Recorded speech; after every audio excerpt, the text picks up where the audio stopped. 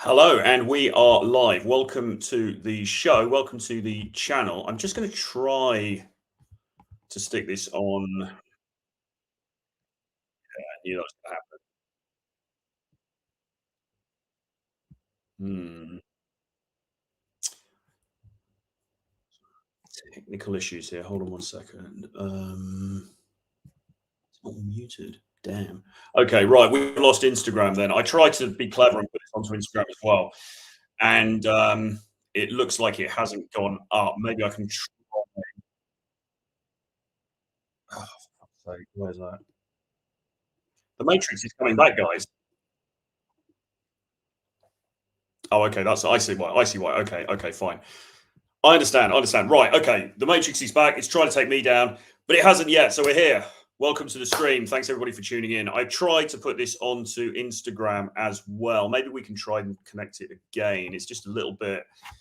The way the streaming software does this is just a little bit kind of fiddly. I might try and just put it back on there again. See if that works.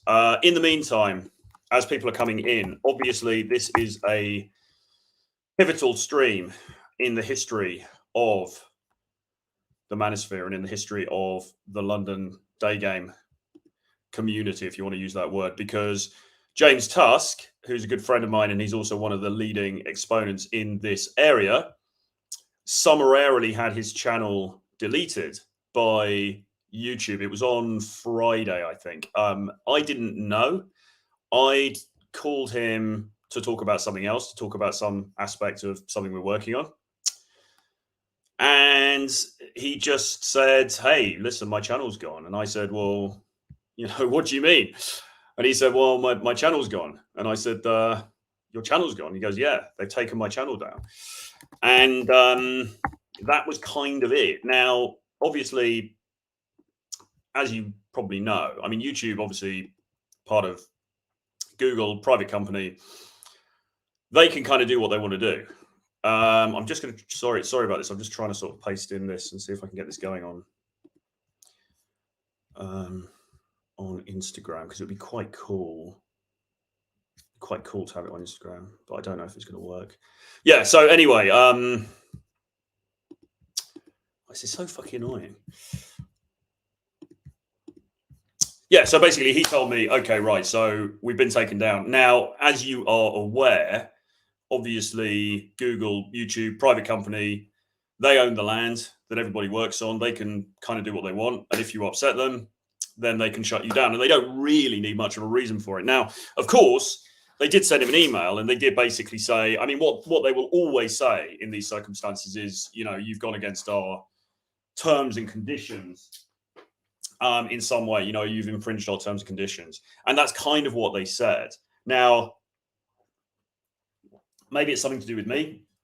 Obviously, it's not anything to do with me because I'm too small a content creator. But I do seem to have been around a number of people over the last sort of 12 months or so who've either had their channels demonetized or cancelled entirely. And I'm thinking about the people like Pearl, who was demonetized, and obviously Fresh and Fit, who were demonetized. And there have been various other examples that we know in the space as well. Now, what normally happens is that they will contact you and they'll give you the reason for why it's happened. Okay. And often, generally speaking, what they do is they'll give you a couple of chances, right? It's not usually just one strike and you're out.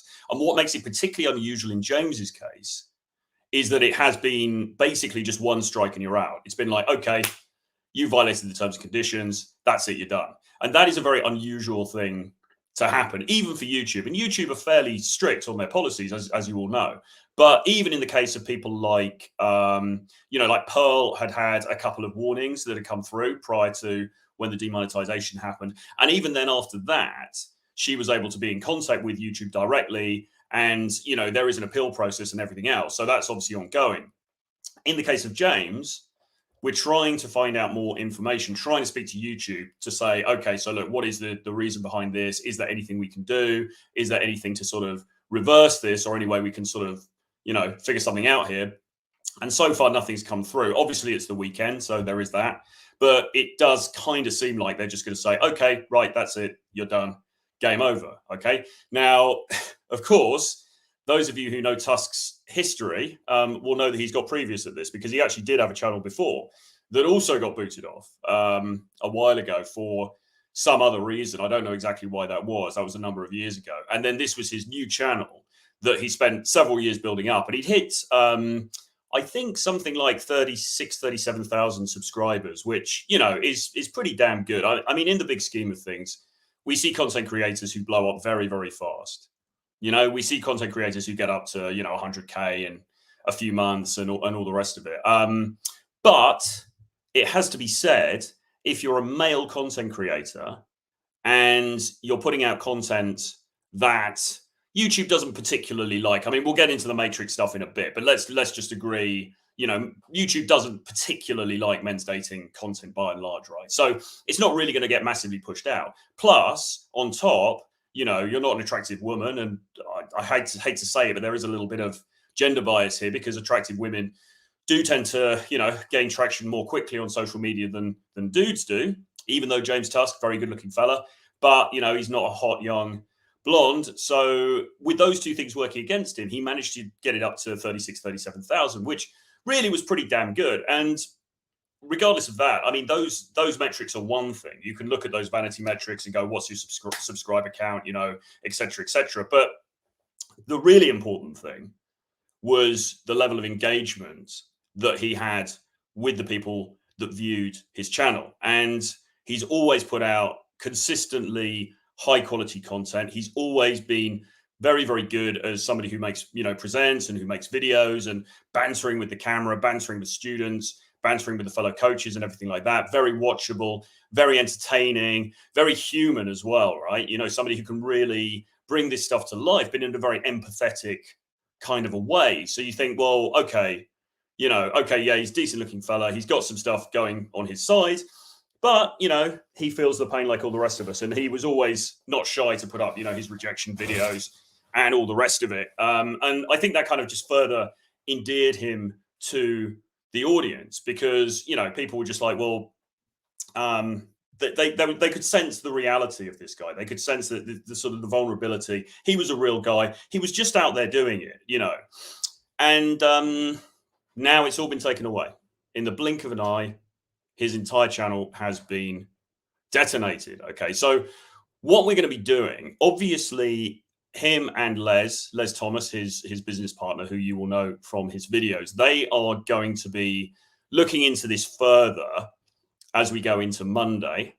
It's kind of late now in the UK, but Tusk is in Latin America and James is in Les is in the US and James is in Latin America. So in their time zones, they're going to be looking into this in the morning in the US and seeing if they can get any further details. But the assumption has to be basically that this is it, that this is game over as far as his channel is concerned. So what we're going to be doing is tomorrow on my channel, on this channel, we're going to have an emergency meeting and we're going to bring James on and hopefully Les as well, but we're certainly going to bring James on and he's going to tell you himself what's going on. And he might be able to give you then some kind of hint of what the next steps are going to be, what the plan's going to be, okay, moving forward.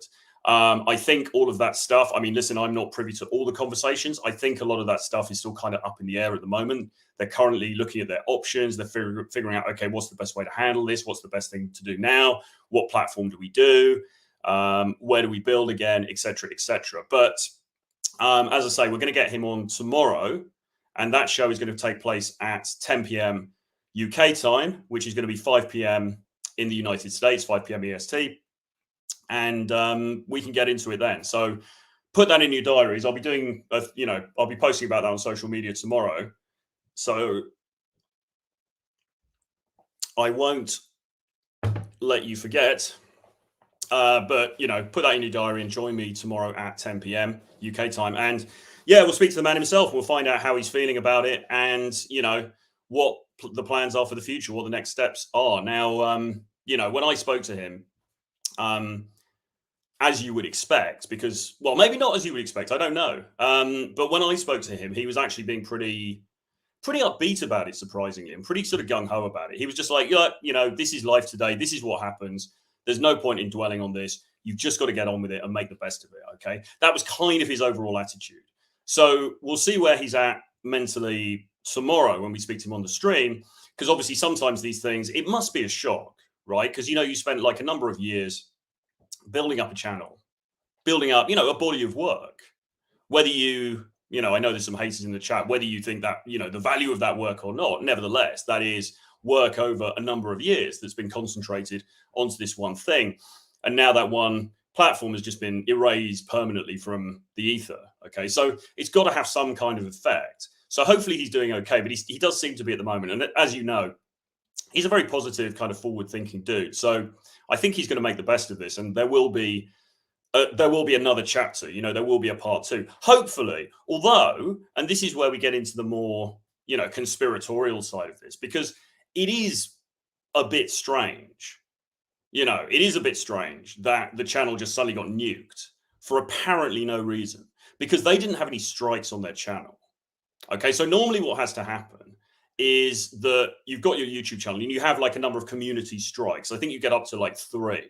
So normally it's sort of like 3 strikes and you're out kind of thing. They didn't have anything. All right. Now, I'm not saying that all their content was whiter than white. I mean, maybe there was something on there, but they didn't have, they literally didn't have anything. Okay. And then suddenly they get nuked. I mean, that hasn't even happened in the case of like Fresh and Fit, or in the case of, some of these other big channels. I mean, Fresh and Fit have been prevented from live streaming for periods of time. They get like a 2-week ban or something. So they can't, and then they got demonetized, which is bad, but it's another thing because you can, I'm not monetized here, right? So I can still do videos. It's just that I don't get ad revenue. Fresh and Fit now no longer get ad revenue, but they can still broadcast via YouTube. Same with Russell Brand, and, there's other content creators like that. But to actually just get banned, off the bat is, it's strange. It's odd. And I know there's naysayers in here. The edge link doesn't work. Yes, I said that. Well, maybe the Matrix has taken down the edge link as well. I said that to James, and I don't know. I need to look into that again. I don't know why it's not working. He can make a Rumble account. He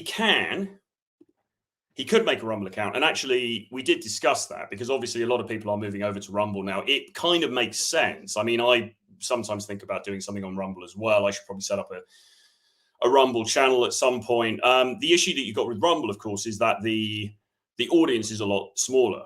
Okay, so there is, there's a lot of people over there, but it's nowhere near as big as YouTube. And the whole great thing about YouTube is that you can bring new people into the fold. So if he did Rumble, yeah, he could, he could build up one there, and he could probably build a decent audience, and he could probably put more risque content as well, which would, I think, work for him. But are you just preaching more to the converted? Because there's less discoverability on Rumble because it just doesn't have the scale. Whereas on YouTube, if you type in, how to meet a girl in a coffee shop, then before one of his videos may have come up. And remember, YouTube is the second biggest search engine, okay? Second to Google. Rumble just doesn't have that scale. It doesn't have that size. So yes, it's a good platform, but it's in terms of building up again, is it the best? Probably not. They can probably do another YouTube channel as well. But I think that's dependent on the exact terms and conditions and so on and so forth. So obviously they're gonna have a look at that as well. Little Nicky says,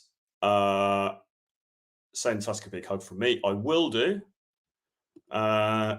Somebody must have reported James's channel. Possibly. We're looking into it. We don't know. I mean, as I say, the strange thing about it is not so much that he got into trouble for something, because, it's not hard, particularly if you're making that kind of content, to get into trouble. But the strange thing is that they just completely detonated him off the bat without even any kind of warning or any kind of discussion. What was their excuse for not monetizing your channel? I'm not monetized on this channel for a pretty stupid administrative thing, which is called it's called invalid click activity or something. So basically they think I was sending bots to click on ads on my channel, which doesn't make any sense because I'd never carried any ads on the channel in the first place. So it's kind of weird because I never got monetized in the first place because they think that my AdSense account has been, compromised or whatever. The reality is, for myself and also for Tusk, yes, you can make ad revenue. So Tusk was making ad revenue on YouTube. But my understanding, and I don't have, I'm not privy to the exact figures, but my understanding was the amount that he was making from ad revenue was not huge. That wasn't really his business model. His business model was not about like someone like Pearl, where it's like, okay, right, we're gonna rack it up, we're gonna get this huge ad revenue, we're gonna make loads of money. It kind of wasn't like that with Tusk. It was more that YouTube was a marketing tool, the top line of the funnel, and then people would come from that to inquire about coaching, and then he would sell them coaching packages. That was more the model. Okay, and that's kind of more what I use it for, really. I'm not getting any ad revenue, but that doesn't necessarily matter. I mean, it would be nice to get ad revenue, but it's not the end of the world. The bigger concern, I think, for me with it has always been, well, if you're not monetized, then surely they're not going to push you out as much as they would push out somebody who was monetized, because they stand to make more money from that content creator. The only sort of caveat to that, though, is that Google can also put ads on even if you are demonetized, they can still put ads on your videos. So they can still make money. It's just you don't get any of it. So that may go slightly against the narrative that I just explained. But either way, regardless, the fact is, it seems to me, if you're monetized and your channel is in good standing, you're going to have more chance of getting pushed out more widely than you would if you're demonetized. So that's been my main concern, rather than the revenue itself.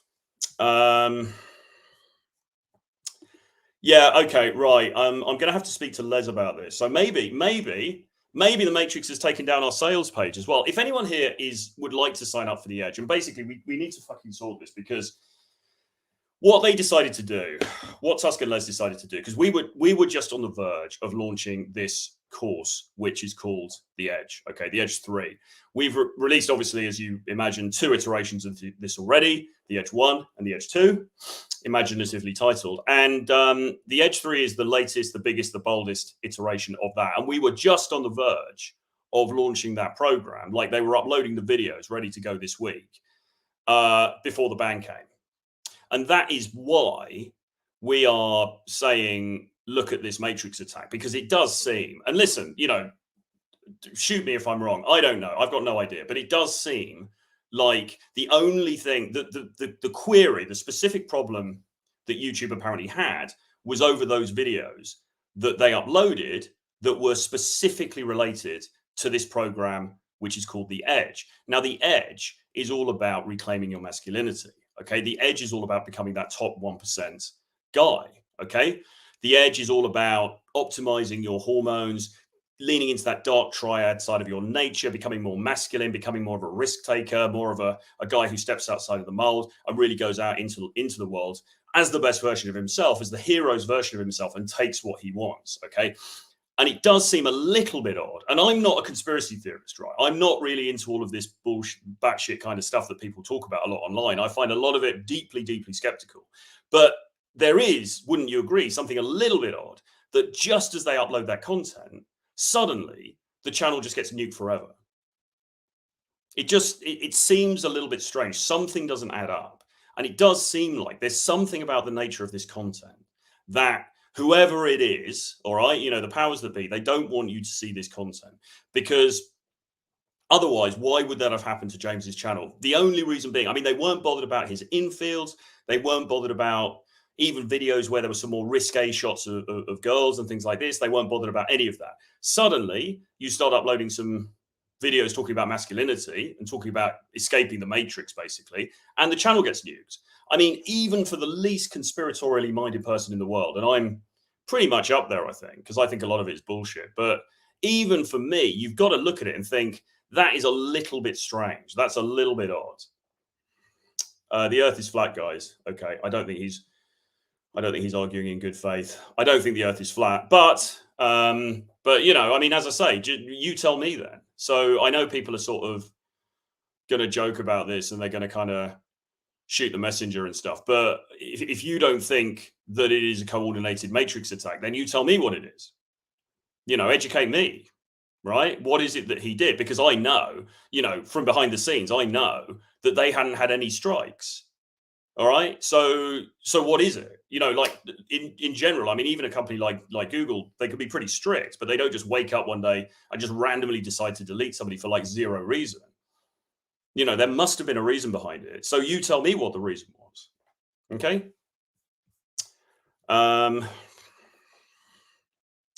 Will James make an official statement regarding his channel disappearing? Well, yeah. So basically, he's going to come on here tomorrow. We're going to do a stream tomorrow night.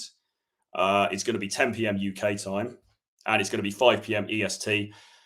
That is the only slight caveat to that is if he has any issues with travel, because he is flying somewhere tomorrow. But he has said that he's going to be on, and his internet as well. But he said he's going to be on. So we're going to be chatting to him live tomorrow, 10 p.m. or 5 p.m. EST, 10 p.m. in the UK. And at that point, he will discuss it, and we will find out from the horse's mouth, you know, what his plans are, if he's found out any more insight about what happened, what he thinks happened, and, you know, what the next steps are. So, yeah, tomorrow will be the day. But I wanted to come on today and just sort of, because obviously I have people asking me because they know that I know him. They're asking me about it. So I thought I'd come on and, you know, just have a chat about it. And also just trail the fact that tomorrow we're going to be doing the show with him. I've seen it with other small channels, 1 to 2K subs, getting heavily shadow banned for content promoting masculinity. Well, you know, I mean, as I say, hang on a second. Well, you guys just put questions in the chat. I'm just going to text Les now.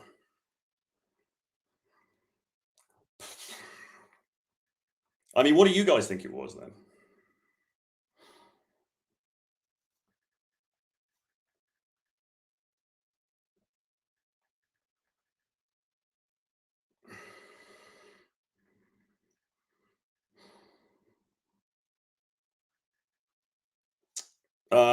What do you guys think it was? Because, as I say, I mean, like, I'm not really. I tend to take a lot of this stuff with a pinch of salt. In the sense that, you know, whenever anybody says anything about some kind of big coordinated kind of effort to cancel people, I always kind of think, well, yeah, cool story, but, you know, where's the evidence? Who are the powers that be? You know, why are they choosing to do this? Blah, blah, blah. It always strikes me as being a little bit fishy, a little bit sort of unlikely. But in this case, it really just is very hard to think of another explanation. You know, it's not as though they'd done something. It's not as though they were skating on the edge in terms of, you know, political content, or they were saying anything very bad about, you know, against women, or they were saying anything, you know, there was nothing really. I mean, there was a little bit of kind of laddish humor, but there wasn't anything like politically incorrect. There wasn't anything that would really raise their heads above the parapet to be shot at, except for the emphasis on masculinity, you know? And it is odd. So people asking me, well, so how come your channel is still here? Well, I mean, listen, you know, who knows what will happen with that? But the reality is he's uploaded videos that I haven't, right? So he uploaded the first Edge videos. I was going to be uploading copies of those, which hasn't happened yet. And then his channel gets nuked. Okay, then his channel gets taken down. So, you know, I mean, take from that what you will, but you can see the thinking about. I just want to text.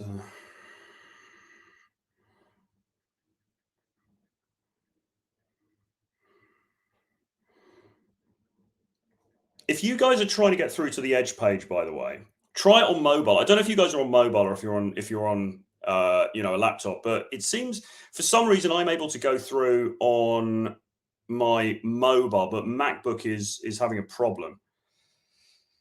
So I don't really know. I'm trying to find out. I'm just texting Les now to find out what's happening with it. But I mean, maybe, you know, I mean, God forbid, maybe the Matrix has come for us on that platform as well. Although that is actually housed on James's own site. But well, you know, I mean, who knows what's going on these days in this crazy world.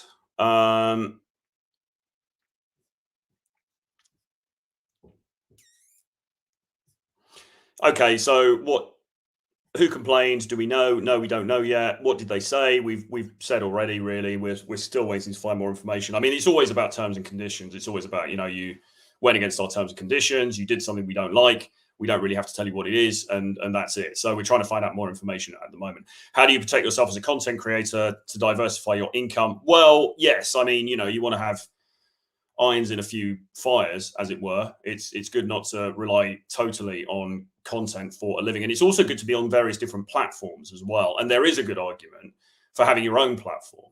Now, James does actually. He's got his own website, so that's good. But the issue you've got with a website is really who goes to visit some random, website, really. I mean, for the most part, people come to YouTube for their entertainment. They might go on X, they might go on Instagram. Those are the key sort of destination places. And then maybe a little bit Rumble if you're into slightly more alternative sort of, content. To go and seek out, the days of blogs and things are not entirely gone, but they are certainly somewhat gone. I mean, it's less, we tend less, I think, to seek out individual people's random platforms now, unless there's somebody that you happen to really like. And there will be a contingent of James's audience who like him enough that, yes, if everything was just housed on jamestusk.com or whatever, people would go there because they like him and cool. But it's not going to be the same sort of like flow of people that you would get coming into YouTube and finding your content organically. And that's the problem as a content creator. But yeah, you need to be on different platforms. So I think X is becoming pretty good now. Now Elon is in charge. I mean, I was skeptical about that at first, but I have to say, it's quite good over there now. It seems to be more permissive than it was. I seem to certainly be growing over there in a way that I wasn't for a long time for some reason, even though, I've been there for ages. And I think my content was, I think my content's been quite good. I mean, I think I've done some decent content on X, and it was a very, very hard slog. And now suddenly, for the last few months, since Elon's been in charge, it seems to have, the dam seems to have opened a little bit. So I think that's a good one. I mean, Instagram is, which for some reason I'm trying to broadcast onto, and I don't think it's not doing it. But Instagram is good, but I mean, Instagram again, that obviously you've got to be careful about what you post and everything else. I mean, what really needs to happen, and I've said this to other people when we've discussed this, what really needs to happen is there needs to be an alternative media platform that gets big enough in scale that it can kind of take YouTube on. And it might be Rumble, or it might be another platform of that kind. But the thing at the moment is that the problem that everyone's got is that YouTube, who are the most, in some ways, the strictest of all, have the very biggest platform. It's the go-to platform. And so, and once you get kicked off there, it's difficult then to get a toehold anywhere else. So, yeah, I mean, it would be good to see a little bit less sort of a monopoly in the market. It'd be good to see more competition coming to the market. But at the moment, yes, there are other platforms, but they don't have the scale. So it's just not quite the same,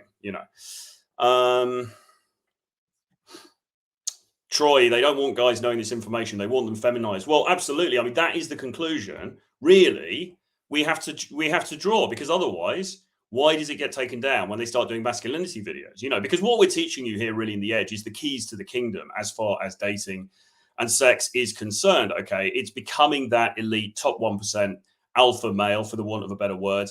Okay. Whether that's in terms of having acute social and emotional intelligence. So you're really good at game. Whether it's having, those dark triad bad boy characteristics, whether it's in terms of having, optimized hormonal structure so that you're absolutely ready to go. You are galvanized in all aspects of your physical and mental health. Okay. Or whether it's to do with, an understanding of style, or an understanding of social freedom as well. Just the ability to put yourself out there and not care what other people think. Those things brought together. Okay. And this is what we teach in Edge. That makes you a very dangerous proposition as far as the modern wokeosphere is concerned. Okay. It makes you a target because it makes you somebody who's prepared to put their head above the parapet and do things that the average dude isn't going to do. Because what is the average dude doing? Well, he's metaphorically eating Cheetos in his mother's basement, and he's watching porn or corn, I should say. And he's, allowing life to pass him by. All right. And what we're trying to say to you is no, don't accept that narrative, right? Don't accept what the powers that be are telling you to do. Change, because it's only through changing. And the carrot, if you like, the carrot to try to draw you into that is, of course, sex, because sex sells. A lot of people who come to this content, obviously, they want to improve their dating life. They want to get better with girls. They want to have more choice with girls. They want to meet girls that they're more attracted to, and all of those things. Okay, great. Well, in order to achieve that, you need to get these other things in line. So that's kind of like the carrot to pull you in, because everyone, it's sex, people are drawn into that. But the overwhelming benefit of it goes beyond that. And it goes into, okay, but then how do you live the rest of your life? All right. Because it's not just about sex. It's not just about dating. It's also about being effective as a human being and having the very best life that you can possibly have. And unfortunately, the way modern society is, we're being pushed into this situation whereby the tools that would take us to where we need to be are being removed from us, right? The tools of masculinity are suddenly being disavowed, and they're being almost criminalized in some cases, okay? And that is a very bad state of affairs to be in. So what we need to learn to do is to transcend what we're being told by modern society to some extent. Now, this isn't about becoming a maniac, okay? This isn't about, just becoming this barbarian who's running around, kind of going absolutely crazy. You have to do this in a socially calibrated way. But what you need to understand is that even living in the West, even in London, even in America, Miami, New York, Vegas, wherever it is you are, you can still push the envelope a bit. And that's going to put you into a much better position as far as dating is concerned, but also as far as business is concerned, as far as success is concerned, as far as making money is concerned, as far as all of these things are concerned, okay? You need to have that oomph about you, all right? That's exactly what we're teaching in The Edge. That's exactly what we're teaching in The Edge. And it's very, very strange that we have this situation where we're just putting up the first videos to talk about this. And then suddenly somebody somewhere in an office goes, we're not having that, delete. Very, very strange. And quite frankly, quite worrying. And I say this again as not somebody who really is a conspiracy theorist. I find a lot of it batshit. I don't really believe in a lot of the stuff I don't believe at all in a lot of the stuff that people talk about on X and so on. I think a lot of it's laughable. But in this specific instance, you have to really look at yourself and you look at the situation and think, what the hell? What other explanation is there? What conceivable explanation is there for this? Other than the fact that the message that we were going to put out, or we are putting out, because we're still going ahead, the message that we are putting out in the Edge program is not liked by mainstream society. They don't want you to hear it, okay? They don't want you to know about this stuff. And we've seen this, the likes, I don't need to mention the other content creators, you know who we're talking about. We've seen what's happened to these other content creators over the last 12 months, 18 months. And there's a pattern, right? There is a pattern. Now, I've seen, content creators, reacting to one of my videos and going, oh, it's the Matrix, everything's the Matrix. Well, no, not everything's the fucking Matrix, obviously, right? But again, I would challenge anybody who looks at this situation to look at it squarely, to understand the facts, and to give me a damn good explanation as to what the fuck else it is.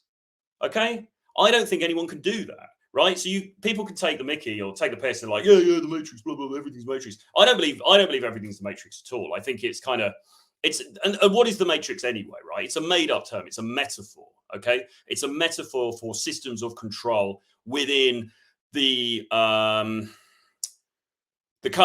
coalescence of government plus big business, okay? That's kind of what it is, right? And whatever vested interests are behind that. Essentially, it's about money and it's about control and it's about power, okay? That's what the Matrix is, right? We don't know who the individuals are necessarily. We don't know where they are. We don't know it doesn't really matter, okay? It's about that nexus of control, okay? And, you don't have to be Alex Jones with a bloody tin pot on your head to be, to see that there are going to be certain messages that network or that nexus is going to want to promote or want to see promoted. And there's going to be certain messages that they don't want to see promoted. And look, I think it's pretty clear when we look at masculinity, I think it's pretty damn clear which side of the fence that is on. I mean, tell me I'm wrong. I don't know. Maybe I'm just bullshitting, but that seems to be the case to me.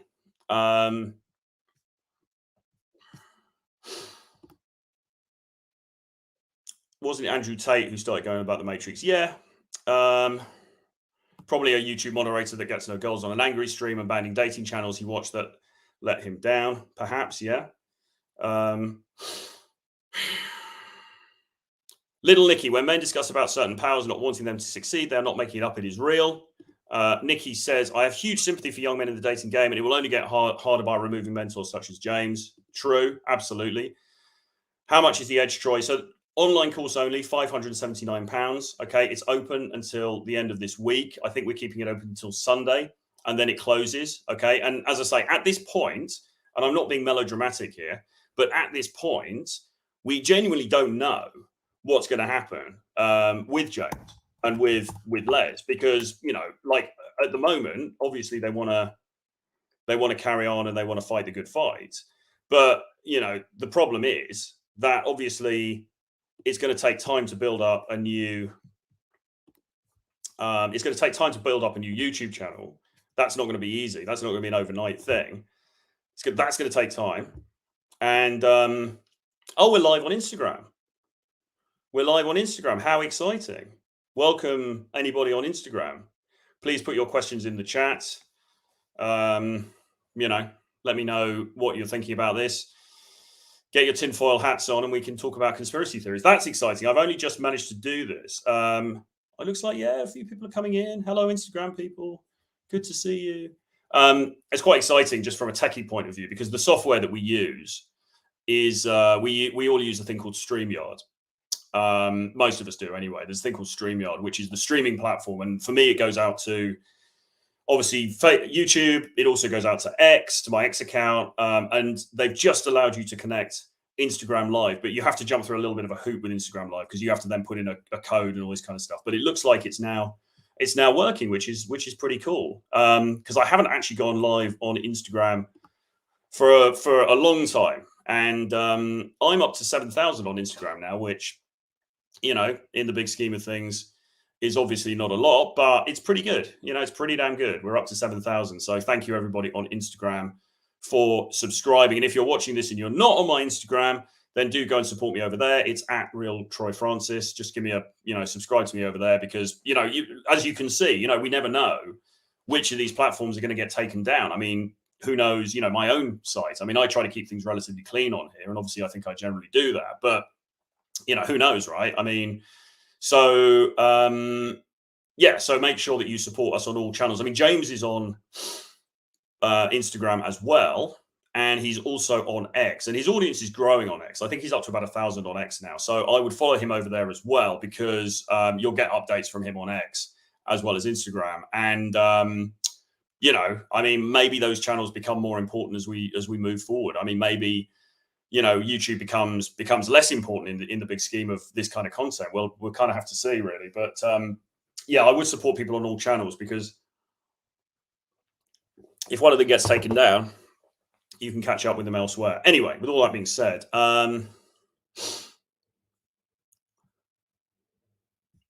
Troy, will this be discussed on Rule Zero? I don't know yet, actually. I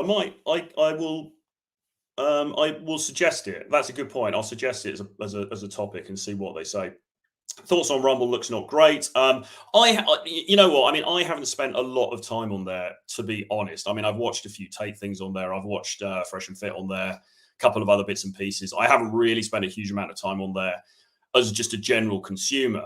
And in my view, that's the problem, because I think a lot of people don't, quite frankly. I think people will go over there. Like, isn't Tucker Carlson on there now? I think Tucker Carlson did a deal with them. So he's over there now. You've got Tate, you've got Russell Brand.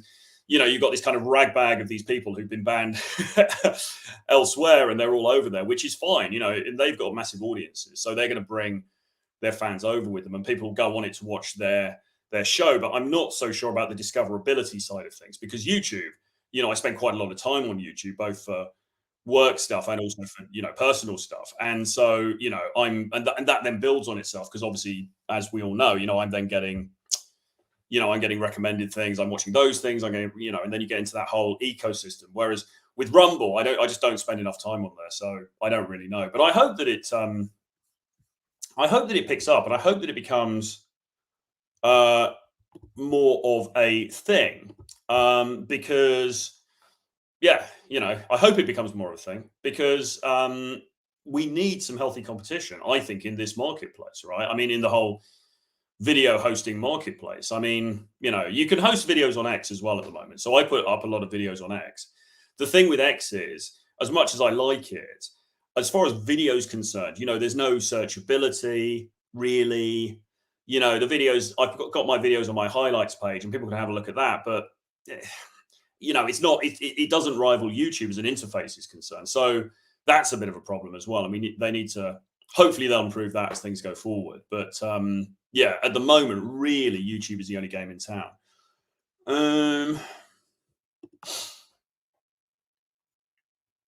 So Lucius says, once you build a platform with 1 billion active users a month, the private companies don't have the final say. Okay, well, yeah, good luck with that, though, man. I mean, Jesus.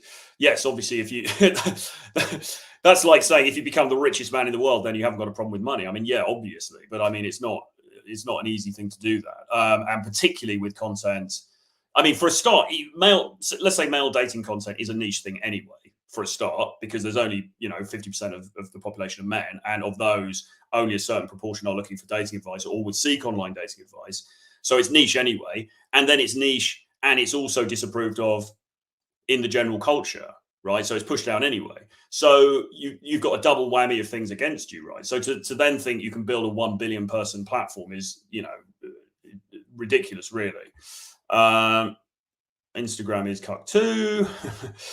The link is not working. We are trying to sort this out. Apologies for this. Basically, what you guys can do, if you want to join the course, okay, then I'm going to put this link in the chat now. You can use this link.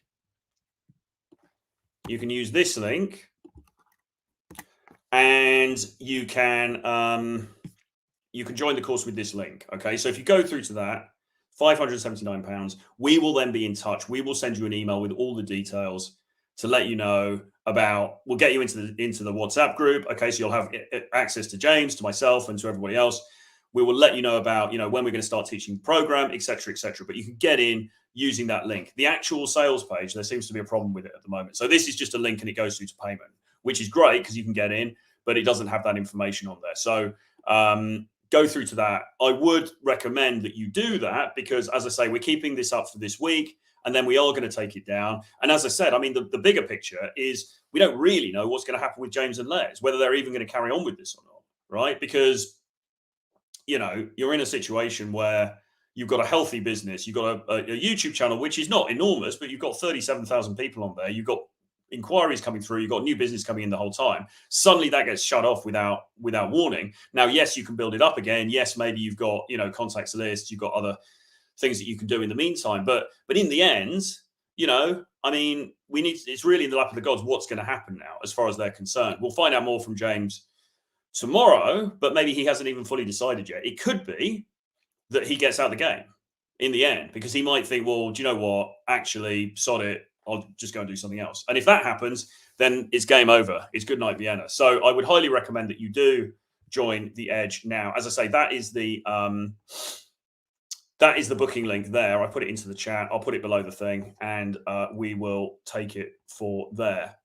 Tucker did a deal with X, I think. I thought, yeah, he did, but I'm sure I said something. I'm sure I saw something about him doing something with Rumble as well. I mean, I don't know. I mean, I'd have to check, but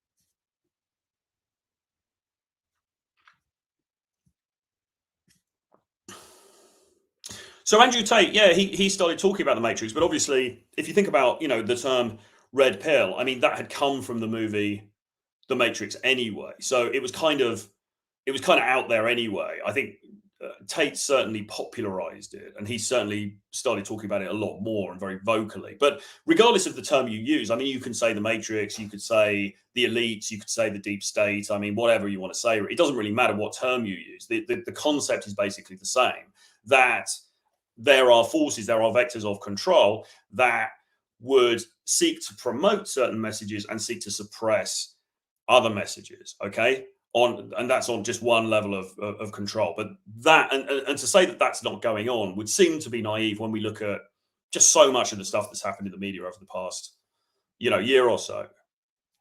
Congrats, Troy.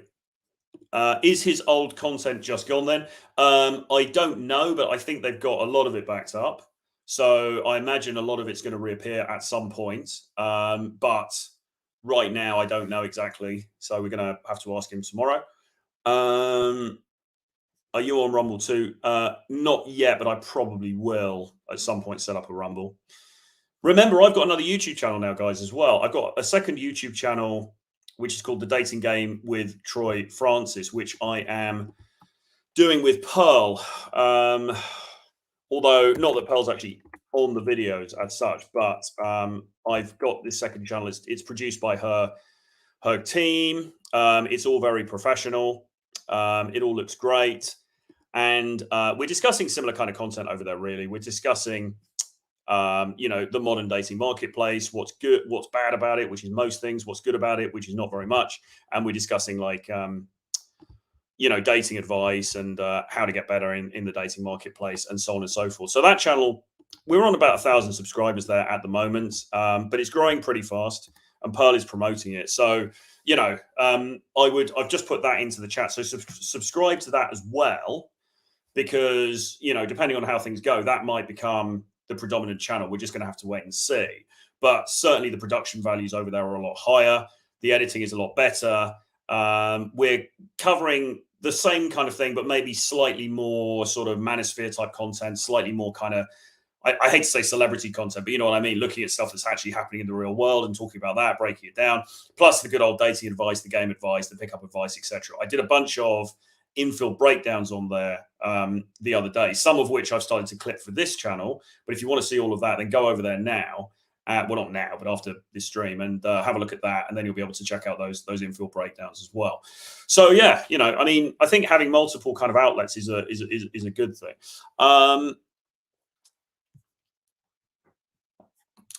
Right. Okay. It's all about Telegram, the only woke social media platform.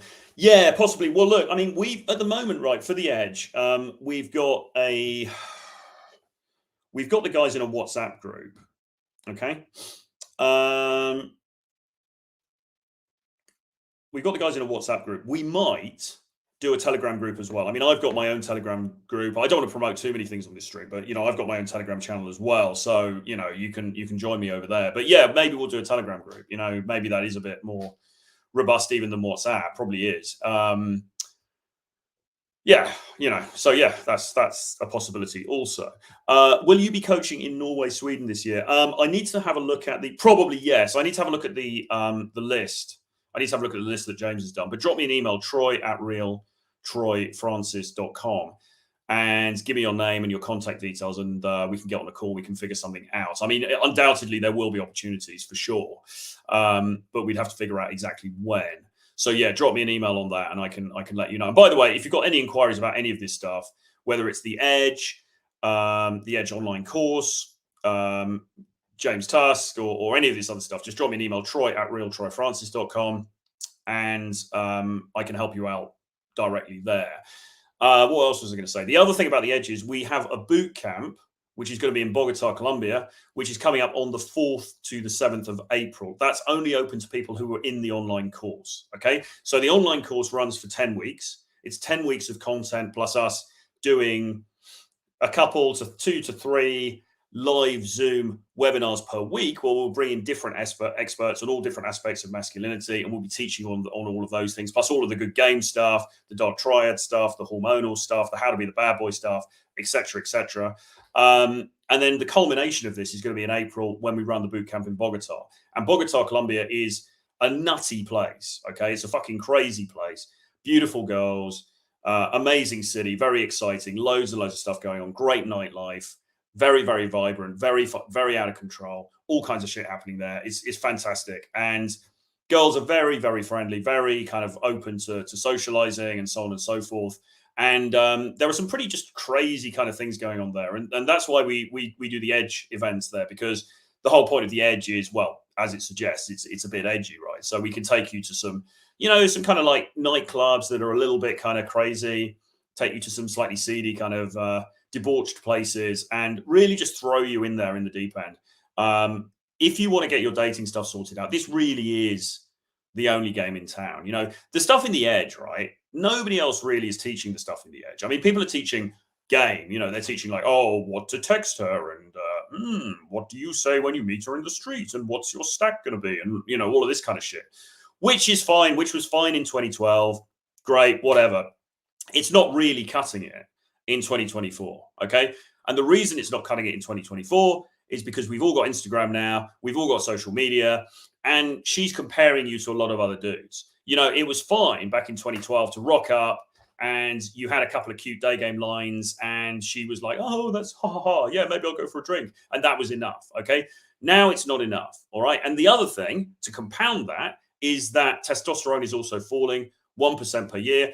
Guys are getting more and more soy. Masculinity itself is being challenged, and guys are becoming just weedy shadows of their former selves, and girls don't find that attractive. Okay, so if things aren't happening for you, if you're not approaching at all, or if you are approaching, but you're getting very friendly brush offs, or you're getting just dates but nothing happens, or it's just it's been crickets in your dating life for the past year, you need to get this stuff sorted out, because it's not going to get any easier.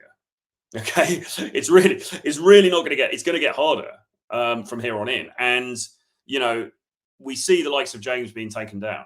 Okay, so this information is not necessarily going to be around forever. So you need to take advantage of an opportunity like the Edge, where you get access to all of us, and we're going to be spoon feeding you this stuff and really working with you until this stuff is ingrained. And particularly, you want to come on the Bootcamp in Bogota as well, because that is really going to be where we just ram it in. We just push it into you, and you're just like completely immersed in this stuff until you become, until you've had enough reference experience that you can go and do it yourself, until you see, because it's very hard often for guys to know the mistakes they're making until it's pointed out to them. Okay, it's very hard to know, okay, so why is it not working? What is it? And often we'll work with guys, we'll do day game coaching with guys, we'll look at them, and it's pretty obvious to us what they're doing wrong. And it's not because they're ugly, it's not because they're not good looking, it's not because they're not tall enough. I mean, obviously all of those things count to an extent, but a lot of it is down to the way that they're coming across, the vibe that they are promoting. Okay, and we can help you sort that out. That's what the whole Edge thing is about. That's what the bootcamp is about. So you need to jump on board. I'd say this is a blessing in disguise for Tusk to stop wasting his time, continue to cold approach at his old age, and finally settle down and start a family. Oh, Jesus. Perel, what a very boring man you are. Jesus Christ. Thank you for livening up the chat, bro. How's the crack? Well, if you've got any crack, then please bring it over, because I would love to smoke some with you. Little Nicky, apparently approaching women is a waste of time, blah, blah, blah. How's a man supposed to meet you? I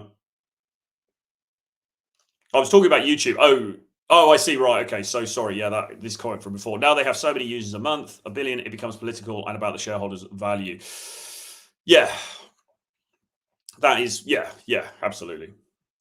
They used to be way less politically correct on YouTube. Now they bend for well, yeah, and it is what it is, really. I mean, it seems like X is sort of resisting that, doesn't it? But I guess we'll have to see what happens with that, really. You should pull a Matthew Hussey. Well, actually, that's kind of what we're doing on the Pearl channel, because on the channel with Pearl, the dating game with Troy Francis, and the link is for that is here.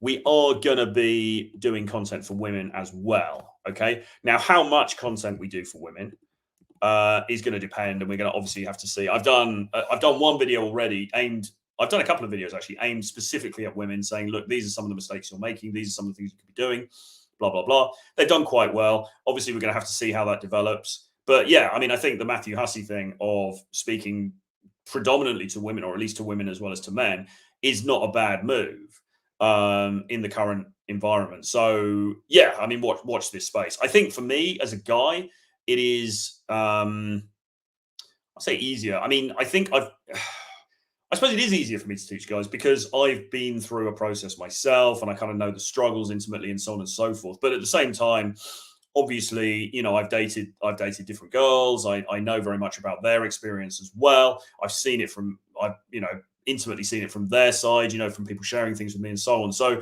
I think that there is definitely value I can bring to that side of the equation, and obviously just telling them, how guys operate as well. So yeah, absolutely. Let's just pander to women and never be cancelled. Exactly. Can we pick with who to train? Where are you talking about? Are you talking about in Bogota?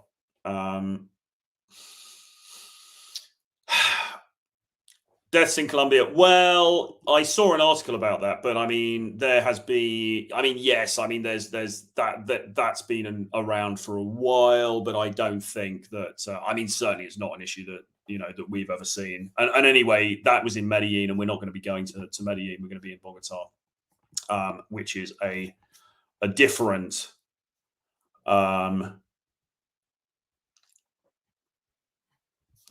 It's a different thing. Oh, for sake. All right, guys. Anybody on Instagram? Anybody on Instagram got any comments? Anything you want to say? Let me know, because I can't see the.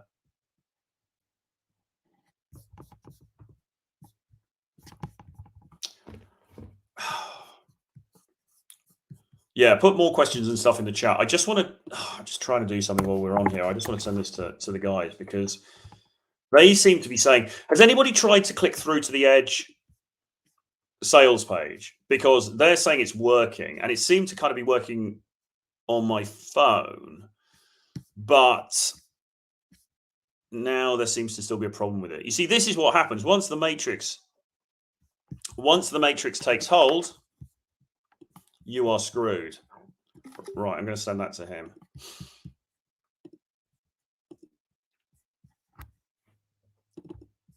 Once the matrix takes hold, if you are not prepared, oh, here we go. Then,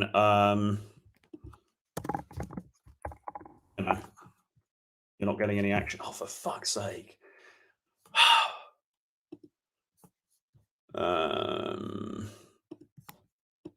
Yeah, talk amongst yourselves, guys. Anybody got any further questions? Anything that they want to ask about? Put it into the chat. Can we pick whom to travel? Well, I mean, if you're talking about Bogota, there's only going to be me, James, and Les. And I mean, yeah, if you want a bit more time with James or whatever, we can probably figure that out. But I mean, everybody is singing from the same hymn sheet, right, with this stuff, and everybody is basically, to the same level, really. So, but I mean, yes, obviously we'll do our best to accommodate people.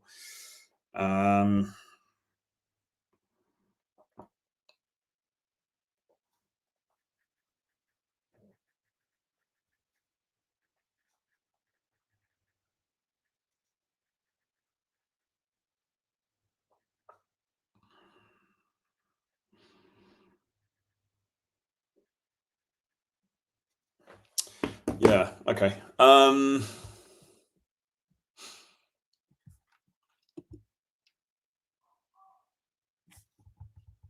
Tusk content was one of the best, following since 2016. Yeah, I mean, it's a long time, isn't it? Maybe Tusk should pivot to a life coach and run hypnosis seminars. Maybe. Follow me on my other YouTube channel. The other YouTube channel, it's not my channel, it's Pearl's channel, but I'm working on it. Does Tusk have a channel on Rumble? No, I don't think so yet. Are you going to do the walk videos on your new channel? I might do. Yeah. I mean, we need to basically find a way to differentiate the channels, really, and that's not quite clear at the moment, because with the new channel we're still figuring out what's going to work and what isn't. So the way I probably see it is maybe the new channel is a bit more talky, and this channel, the existing channel, is a bit more gamey. And it's a bit more like infields and sort of just more straight up game type stuff, and the other one's a little bit more philosophical. But we're going to have to sort of see how things pan out with that. But yeah, the walking videos are quite good. Wheat Waffles can promote his content.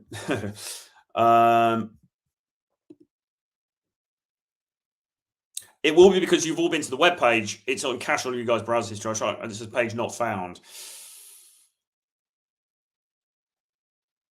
I don't really. Yeah, it's something to do with that, but I don't really understand how does that work? Because why would they have visited it before? So what are you saying? Once you visited it once, then it's not going to come up again.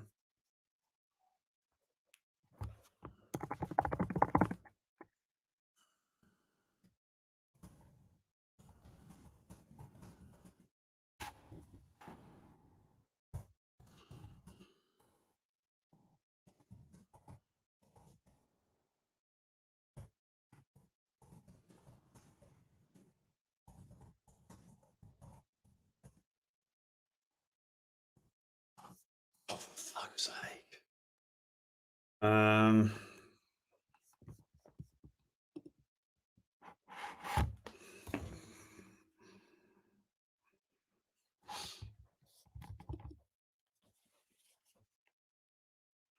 Sorry, guys. I'm trying to do about three things at once here. As I say, so tomorrow, what we're going to do, all being well, we're going to have James on the show, and we can ask him about it directly. Uh,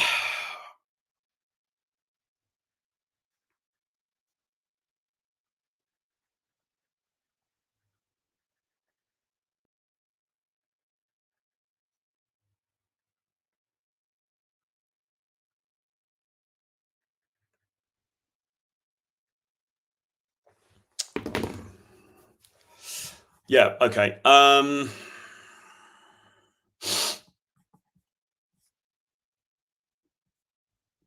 Can James appeal the ban and get his channel back? I don't know yet. I don't know. I mean, possibly, but I mean, I don't think. From what he said, I don't think he's hugely optimistic. I mean, I don't know the contents of the email they sent him. As I said, it's a terms and conditions thing. I suppose he can. I mean, obviously, we've had the weekend. I guess he can. He can give it a go. He can try and get in contact with them, and see whether he can make something happen. I would say I wouldn't be super optimistic about the chances, but then you never really know because his original channel got taken down, and then randomly they just gave him back his original channel after a while. So anything could happen. But yeah, I don't know. We're just going to have to wait and see. Really. Can you see Instagram live comments? Well, I can now. It's painful to see the hard work wiped off. Tusk is starting a new channel. I think he started posting things that were beyond community guidelines.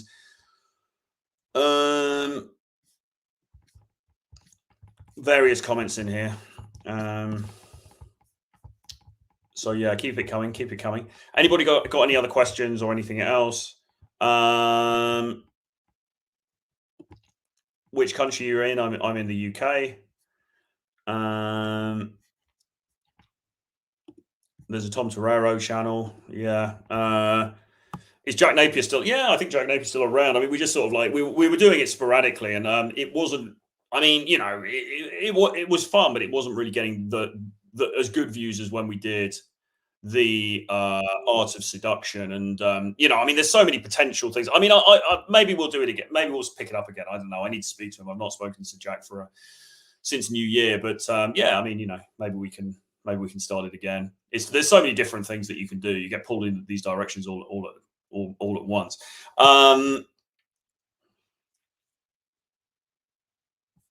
GB News might give him a show. Yeah. The Tusk and Katie Hopkins show or something. That'd be quite good, wouldn't it? Is the Edge 2.0 and 3.0 similar? Just took 2.0, not worth showing me to take the new version. Peace out. Well, no, because we're going to have Miguel. Because we're going to have new webinars, and there's going to be some new content uploaded as well. So it is going to be different. And really, it's the content of the webinars that is the big point of differentiation. And you do need to be in the course in order to access those webinars. So I would think carefully about it because, as I say, again, I mean, realistically, it could be that this is the last time that you get to work with, well, certainly all three of us, me, James, and us together. And it might be the last time you get to work with James, although, watch this space. Let's see what happens.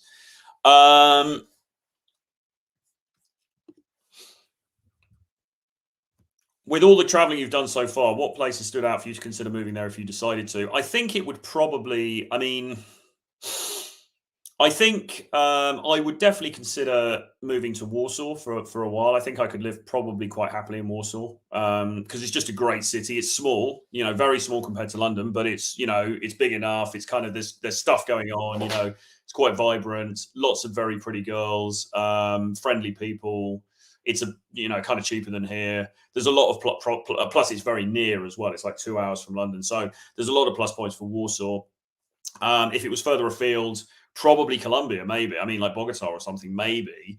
It depends whether you're looking at it from the dating perspective or not. Torero used to say, a place where you would want to live is not necessarily the place that's best for dating or for girls. And, I live in London, I'm based in London more than James is, like I'm here and sort of live here, whereas he's just traveling the whole time. And you could say, well, London's not the best place for dating, although that's debatable. But But yeah, I mean, whatever, I'm prepared. If it's taking a hit on the dating, that's fine because there are many other benefits to me being here, which are not about dating and sex. So I mean, you got to choose your own poison. I mean, I think somewhere like Bogota, from a dating perspective, would be amazing. Mexico as well, I do like actually, and I think you could have like quite a nice retirement somewhere on the coast in Mexico, just drifting off into a narcotic kind of bliss with all of the stuff that they sell over the counter down in Tulum and Playa del Carmen. So that could be quite fun. But I don't know, man. I mean, the problem is I'm very British at heart. I like to be kind of. I don't know that I like to be away too long. That's the big problem. So although there's this sort of temptation to go and live somewhere glamorous, actually, the reality is I quite like it here in old Blighty, although the weather is pretty crap at the moment, I have to say.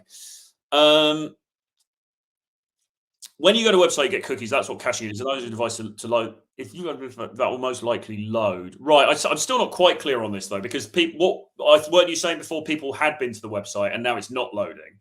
I mean, regardless, this is clearly a bit of a problem because we need people to be able to go to the website and see the content on the website. So obviously, this is something we're going to have to sort out. But yeah, I'm not sure. I don't know. I've been to the website before. Now I've gone back to the website and it's not coming up on my MacBook. But you're saying it should come up, so I don't really quite understand that. Where is King Cole? Probably no, he's in India somewhere. Would James seriously do something else now his channel is gone? Is it that serious? Well, I think, I mean, I think you've got to look at this as a long-term thing anyway. And I don't believe that James, I mean, look, I don't know. We'll see. We'll see what happens. I don't think James would necessarily continue to do exactly what he's doing now forever anyway, being quite candid. I think there is a natural, I think when you're running around being a day game coach, I think there is a sort of I mean, I do it to some extent, and I know people older than me that do it. But realistically, do you really want to be running around as a day game coach in your late 50s or 60s? I mean, probably not. So, there is probably a natural cutoff point. I think he would probably anyway sort of move back from it somewhat. I mean, he might do something related, or he might have more of a team, and he's a little bit more remote from it. So, something like this might just accelerate that process. Okay. I'm not saying definitely one way or the other, but I don't think any of us are sort of like, oh my God, I'm just going to keep, it's going to be dating content until I die. I mean, myself, I'm exploring this thing with Pearl. We might take that off into some slightly different directions if it takes off. There's other things to talk about, and apart from just 6 things to say to a girl in a coffee shop. And I think ultimately people have to find people not grow out of it exactly, but they find other things that they're interested in. So I mean, I don't think it's so serious. I think that it may be more that there are other things that he wants to do, and this just hastens him to doing that.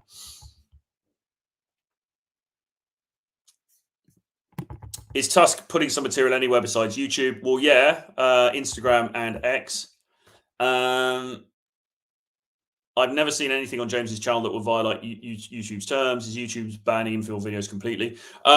Yes, but I don't think it was over infill videos. This seems to be to do with the videos that he uploaded that were regarding the edge, which is about masculinity, and it's about becoming, your most masculine self, and that seems to be what they've had the problem with, right? Which is why we're blaming this squarely on a Matrix attack, because it seems very unusual. It seems strange that some videos with us basically wearing suits, sitting around discussing, politely discussing masculinity, have caused his channel to get detonated. But that's basically what's happened. So go figure, right? They didn't seem to have a huge problem with infields, strangely. Although, I mean, infields as well are just like, I mean,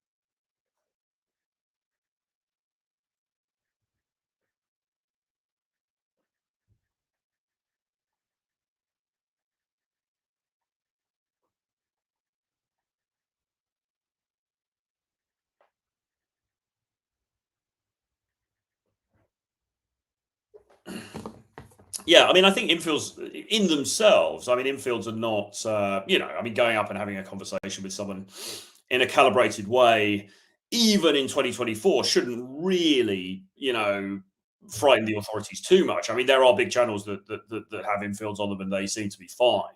So I think they're reasonably okay with that. As I say, I mean, really, suddenly Tusk starts talking about, escaping the matrix and the masculinity and stuff, and then suddenly his channel's gone. So take from that what you will.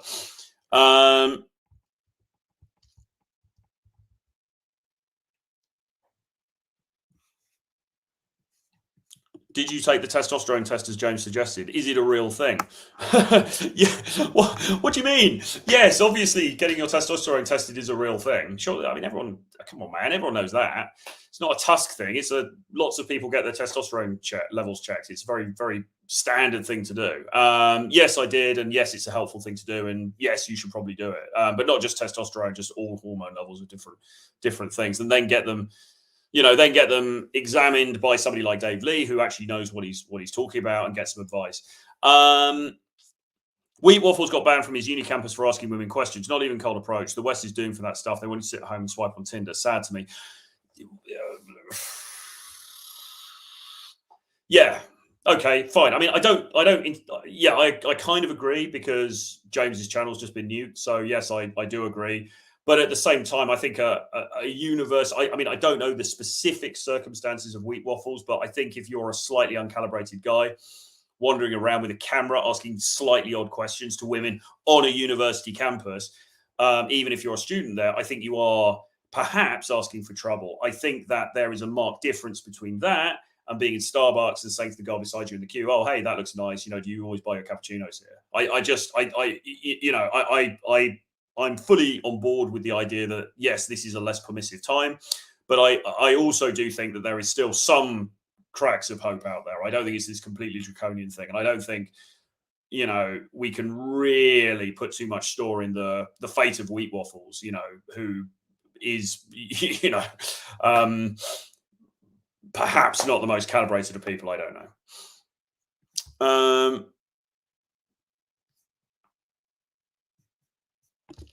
YouTube have shown their hand. They clearly have an agenda to crack down on masculinity. They want men to be complicit flannels. Yes, absolutely, man. That's absolutely right. They want us to be flannels. But it's the flannel revolution. We're going to rise up. We're going to rise up against the flannelldom in the Edge Part 2. And we are going to kick them in the bollocks, basically, as the English would say. Oh, fuck. Right, what else? Would you advise a bald guy to consider a hair system? I guess you mean a hair transplant. Yeah, probably. I mean, look, if it depends, doesn't it? If you look good bald, then rock that. There are bald guys who are, doing very well and they don't have a problem with it. I would probably, I mean, it seems like, I know people who've had hair transplants and they've done very well and they look great. I would probably explore that route personally, but I mean, yeah. So I guess the answer is yes, but really it's each to their own.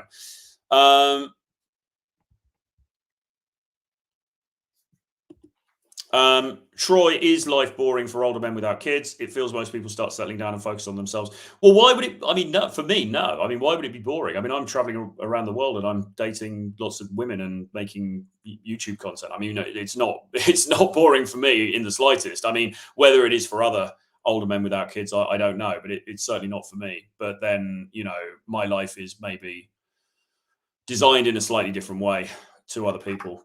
Do you have a fitness plan? Well, I've got a personal trainer, so yes. Can you stay at play without kids or wife? Yes. Any tips to get over a breakup fast? This one is taking longer than I wish, sadly. Yeah, I feel you, man.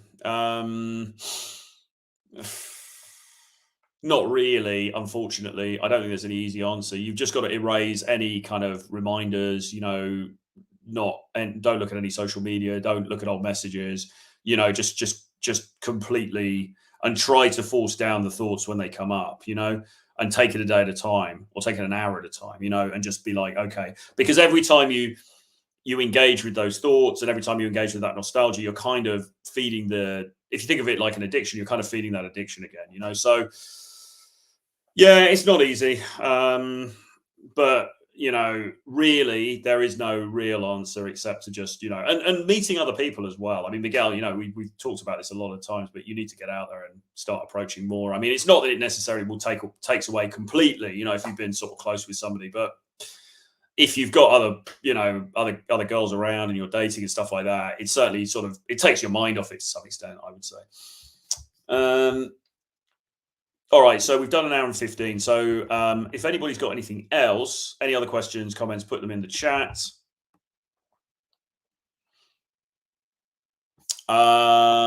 Otherwise, we'll probably call it. We will probably call an end to the stream quite soon, because what we're going to do, as I said, tomorrow, later on tomorrow, it's going to be about 10 p.m. UK time, which is, well, around now tomorrow, like starting half an hour ago. We're going to get James on, and maybe Les as well, if he's available, and we are going to talk to them and find out what the deal is as far as they're concerned. Get it from the horse's mouth. But yeah, so make sure you stay tuned for that tomorrow. Obviously, I'll be putting out reminders, but join us tomorrow, and we can, we can get into it then and hear it from them themselves. You place the faces of hundreds of women in the recordings, which violates their privacy. The content is great. I was inspired by James's game. Well, yes, but filming outside which is what always happens, or 99% of the time, filming outside is legal and it's expected. There's no violation if you're filming people outside. It's only really inside where it becomes problematic. So that in itself is not necessarily a problem, and it would only really be a problem if a woman complained. And if a woman did happen to complain about something like that, then they would just take the video down, and Tusk would just take the video down. So I don't think it's that.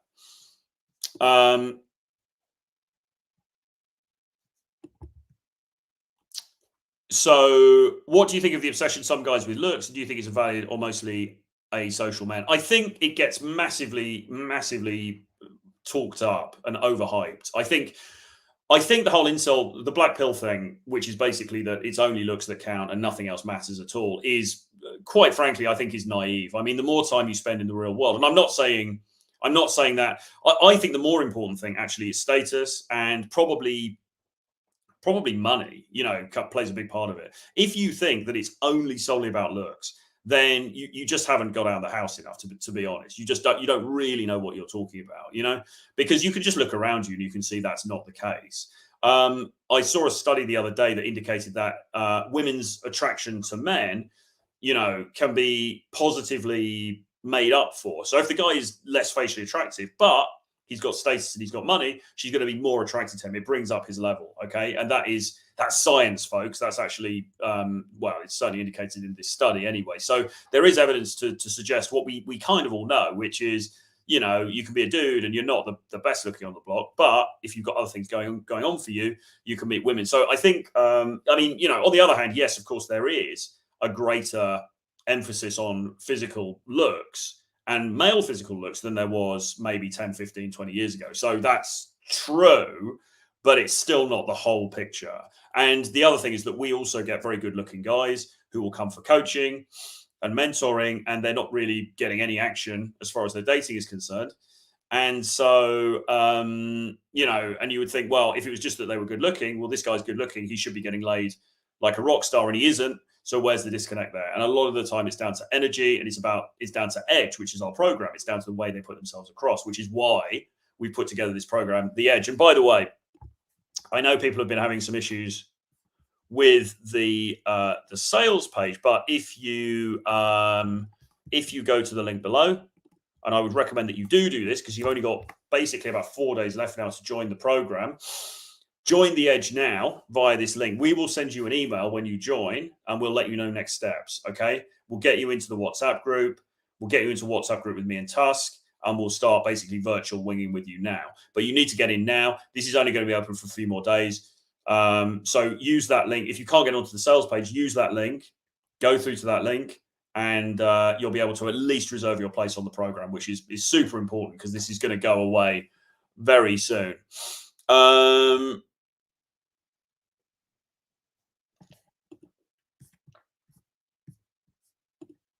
Yeah, I'm not going to take advice from Brooding Sea. Jesus Christ. And move all the other topics as all. The YouTube would have no incentive to ban, run content. Yeah, well, thanks for the advice, man, but I don't know that you are, it doesn't seem that you are somebody who has a YouTube channel or probably knows a lot about this stuff. So, thanks for the input, though. Troy, I agree. Even average-looking guy I know, socialize regularly, has shit going on, is in a relationship. I think the biggest problem is autism neurodiversity.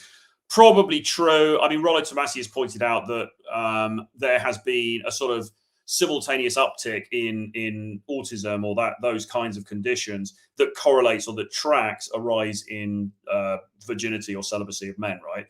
So yes, I mean, it would seem like there is some correlation between those things. And a lot of the guys that we work with, and they're lovely guys and they can be in great shape and well presented and good looking and blah, blah, blah. But a lot of them, the issue is not that so much, the issue is their mental processes, the way that they operate socially. Okay. Now, often we'll get criticism where people will come and say, well, you're ripping off these poor, helpless incels and stuff like that. And I'm trying to think, I can't remember. In fact, I don't think, genuinely, I can't think of a time when I've had a male client that I've worked with who I thought was extremely ugly and was so ugly that he wouldn't be able to pull. It literally just hasn't happened. Because most people, and Pearl says this, most people are just average. It's very, very rare. And, I think a lot of these dudes, they're all behind avatars, and they're talking all this stuff online. I think a lot of these guys are probably not actually ugly. I think they're probably kind of average. They could probably do things to looks max. But that's not even the biggest problem. The biggest problem is the way that they're coming across, and and look, I mean, I fell into this thinking myself when I was younger, so I'm not like blaming anybody. It's a kind of logical way of looking at it, but it doesn't really reflect reality. Okay. And as I say, I mean, you've only got to really just get up and go out of the house to see that, go to the local bar and you'll see some dog, go to fucking Russia. I mean, you see guys who are, not great looking and they're with very, very hot women. So something is, not adding up here.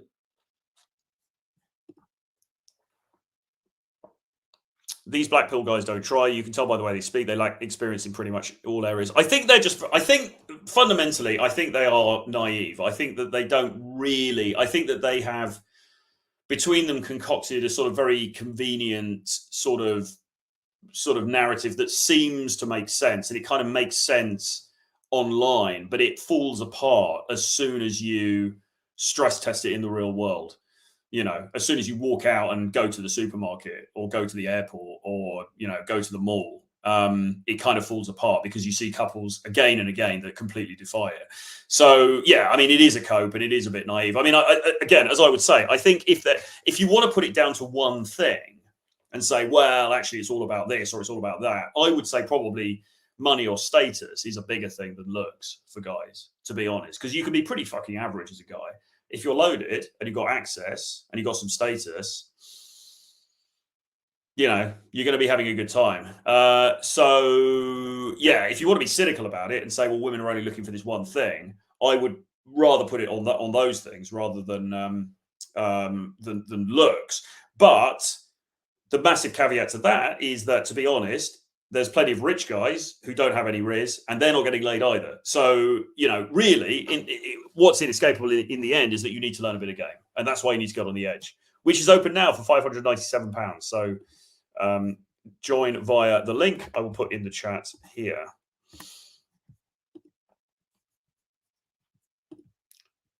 Yeah, you can join via that link now.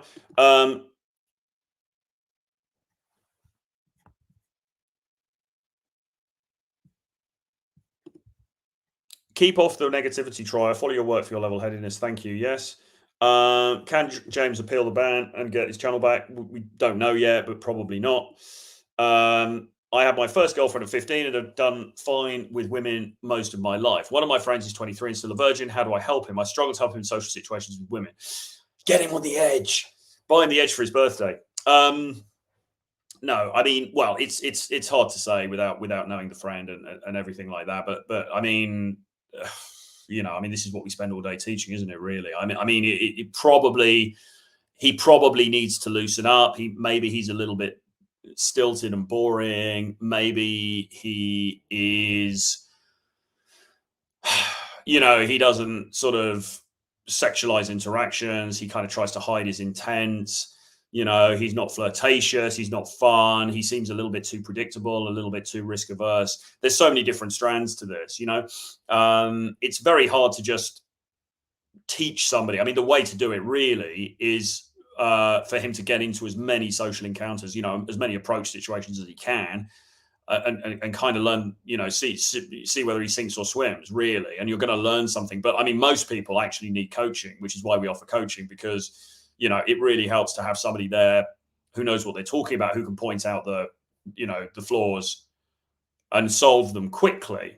And, and also just get you into a lot of approaches in a short space of time. So you build up muscle memory and all of that good stuff. Sexual attraction is key above money. Yeah, but I mean, yeah, sort of. Yeah, it is. But I mean, money can also amplify sexual attraction. I mean, if you look at Leonardo DiCaprio now, and Leonardo DiCaprio has got, well, he's kind of got looks, but he's out of shape. Okay, so he's got looks, but he's not in good shape. He's not. If you look at his off work pictures, he's not looking amazing, right? He's a sort of middle-aged bloke who's got a bit of a dad bod. He has got money though, and he has got status. Okay. Is it possible that his sex appeal is given a halo effect by the money and the status? I would argue yes, because why is he sleeping with all these 25-year-old supermodels? Okay, if it was putting looks above it, then he wouldn't be getting laid as much as he is. But he is, because he's got the other things. This is the point that I'm making. So yes, you're right. I mean, what you want is sexual attraction. However, in some cases, money can kind of help to spark sexual attraction. Okay, she sees you in a different way because you're somebody that's got money. Now, guys are very autistic about this. They're very black and white about it. They think, oh, it's either beta bucks or alpha fucks. There's nothing in between. I did a video on the other channel last week talking about this, because actually the problem is you've got guys who've got both, right? I mean, look at the Tates, right? Why do the Tates foreground the whole time how much money they've got? None of you clowns is ever coming on here and saying, oh, the Tates are beta because they're using money to get girls. No fucker saying that, because everyone gets that they are these alpha guys who can generate sexual attraction themselves, and they've also got money. Okay, and the problem is that there are. I'm not saying those guys. Obviously the Tates are. Whatever. They're kind of a special case, but there are dudes out there who are ticking all the boxes. All right, there are dudes out there. Yes, they've got money and they're kind of taking the girl out and doing cool things with the girl. But they've also got a bit of riz as well. They're also kind of sexy, and the money just enhances that. Okay, so that's your competition, folks. So yes, sexual attraction is important, but is it magnified and increased if someone's got access to money? I would argue in some cases, yes, it is. Now, that doesn't undermine the fact there are also fucking idiots who've got money and they're buying women iPads and they're not getting any play. Sure. But equally, that's not really what we're concerned with here. What we're concerned with here is the guys who are doing well and they got all of it, because that's our competition. That's who we need to be concerned about. He's a big 6'3" dude. He puts himself in the friend zone. How he talks, he doesn't talk man to woman. Everything I tell him to do something, he goes back to doing the same thing. Well, you can lead a horse to water, but you can't make it drink, can't you? Proves the black pill wrong. He's 6'3" and good looking, a virgin at 23. He would be considered a Chad. Yeah, exactly. I mean, it really is. It really is. So much of this is to do with the way that you come across. And people just don't believe it. Or at least people who are invested in that particular narrative don't believe it, because it upsets their worldview. All right. And they'll find lots of studies to show otherwise and everything else. But the truth of the matter is, go out with these people. I mean, I've been out, as I say, with some very good looking dudes who've been in approach situations, and they're not really, there's no traction. They're not getting anything. It's not happening. Okay. And if it was just about looks, if it was as simple as that, it would be a very different story. So the black pill people are wrong fundamentally. they won't accept that. It's a very circular argument. It's kind of hard to prove that without actually showing it in real life. They are wrong. And the best way to tell that is to go out and have a look around you and look at couples around you, and particularly when you travel as well, and look at who's getting laid. And, you do not have to be, even in 2024, you don't have to be a supermodel Chad to be getting traction.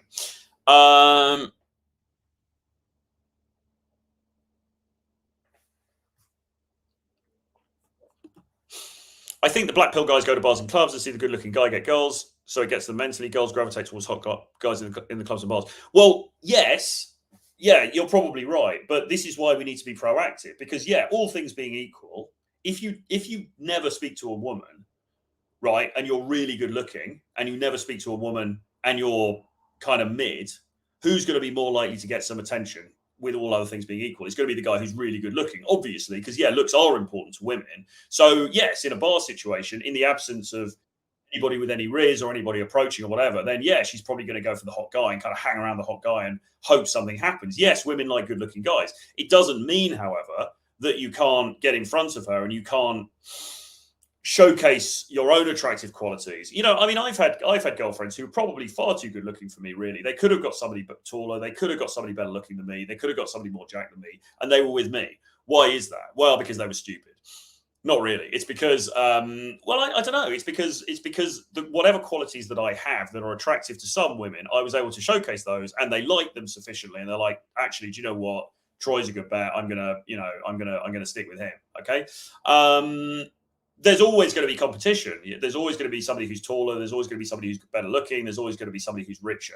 The point is, though, that we need to create emotions in the women that we are engaging with such that they at least temporarily stop looking around at those other options. And you'll hear women talking about this a lot on podcasts, right? A lot of women on these podcasts, Fresh and Fit and stuff, they will say, look, if I'm with a guy I'm really into, I'm not looking at anybody else. Okay. And it's true.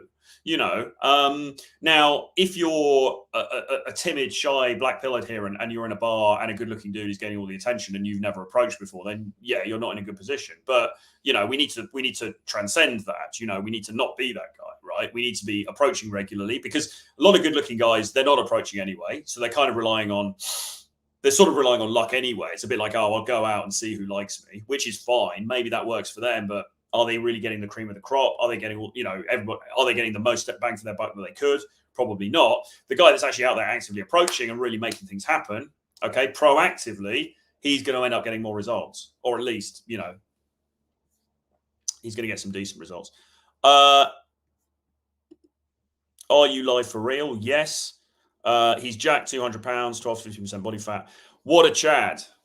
He seems to be like the ultimate Chad, and he's just not getting any poontang. That is just, what a slap in the face to the whole black pill narrative that is. Poor bloke. Well, tell him to watch our content then, or tell him to come on the edge. It seems like, the edge is actually for people exactly like that, which is basically like, look, something is not going right here, because theoretically you should be cleaning up and you're not. So what is the problem? Okay. It sounds like it's not looks. It seems it's not height. It seems it's not, body, stuff like physique. I don't know, does he dress well? Is his personal hygiene good? I'm assuming it's probably, not those things. So what is it? Okay, well, clearly it's something to do with the way that he's interacting with these women. That is fixable. All right, that is fixable, because that's learned behavior. I used to interact terribly with women and other people. Now it's a lot better. Now it's still sometimes terrible, but it's a lot better. Okay, and that is learned. All right, this stuff can absolutely be learned, and that is where we come in. And that is why, ladies and gentlemen, you need to join the Edge while it's still open. It's going to be open this week only, and then we're closing it. If you want to join the program before James Tusk gets completely cancelled from the internet, then you want to go to this link here, and you can join the course. So go to that link there, reserve your spot on the course. It's only £579. We're deliberately, it's a 10-week course. There's a whole bunch of online content. You're going to be getting bi-weekly webinars with me and James and Les and other experts in different aspects of masculinity. And then we're going to do this massive boot camp in Bogota, which you can also join. Obviously, there's additional cost for that, but you can join that as a member of the Edge. It's going to be wild. It's going to be crazy. It's going to be debauched and sexually unhinged and uninhibited. And yeah, you're going to love it. So, but you need to join the online program. So do that now, because that's going to be closing very soon, if James isn't entirely erased from the entire internet.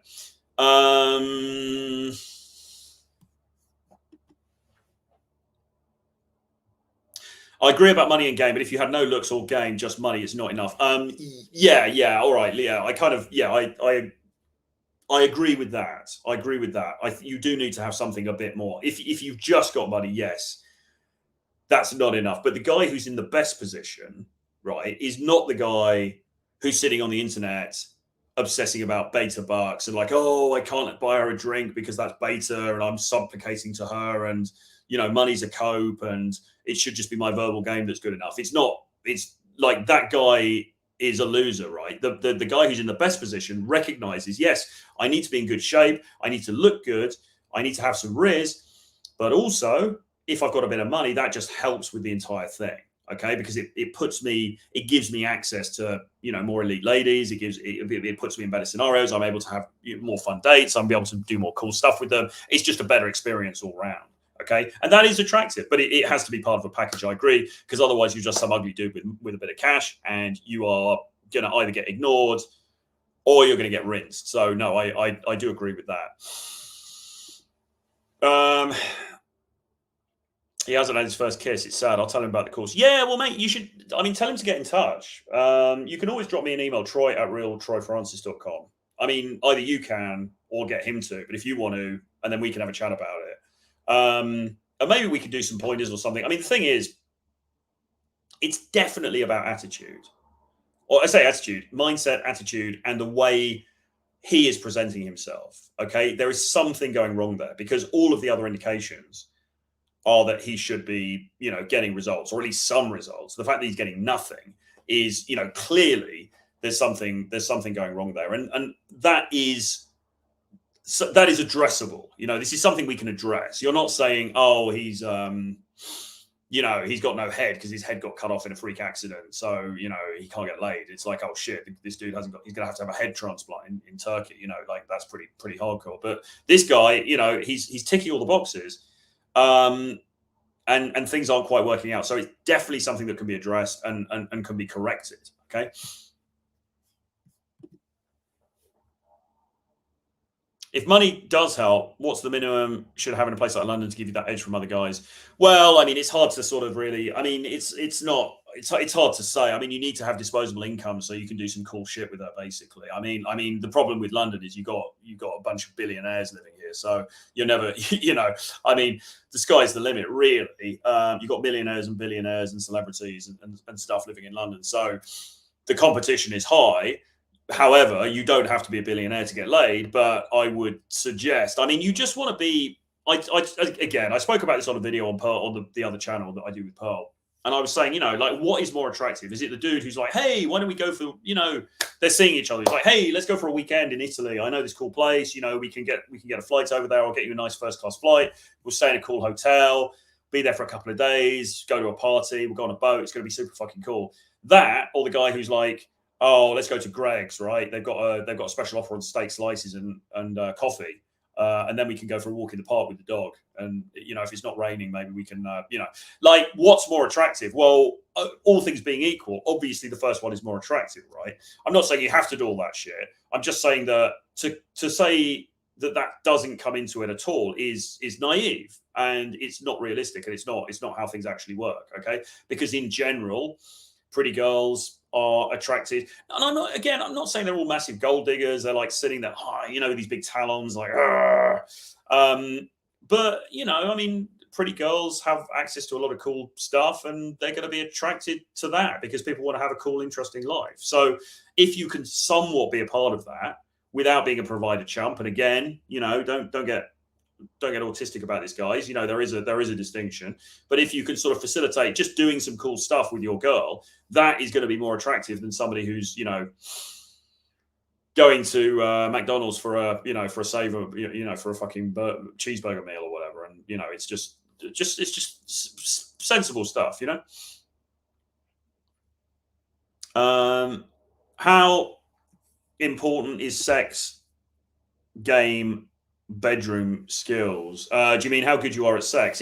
We just did that course. I did that course with Tiffany Fox, Magnetic Sexual Confidence, where we talked all about this. I mean, it's important when you get to the stage of having sex with her. It's important because obviously you want her to have a good experience. You want her probably to want to come back for for a second round, and you've got to kind of know what you're doing to facilitate that. It also gives you more confidence because if you are at least somewhat confident sexually that you kind of know what you're doing and you think you're going to be able to pleasure her, that's going to shine through in your interactions, and that's going to make it more likely you're going to pull more girls or you're going to bring more girls into your world, right? If you're very sexually nervous and inexperienced and you don't really know what you're doing and you're not very good at it, that's not a good thing. So overall, yes, it's reasonably important. Yes, I would say to very important. But I mean, if you're not getting any dates anyway, then it's kind of almost sort of, I mean, it's the next level up, isn't it?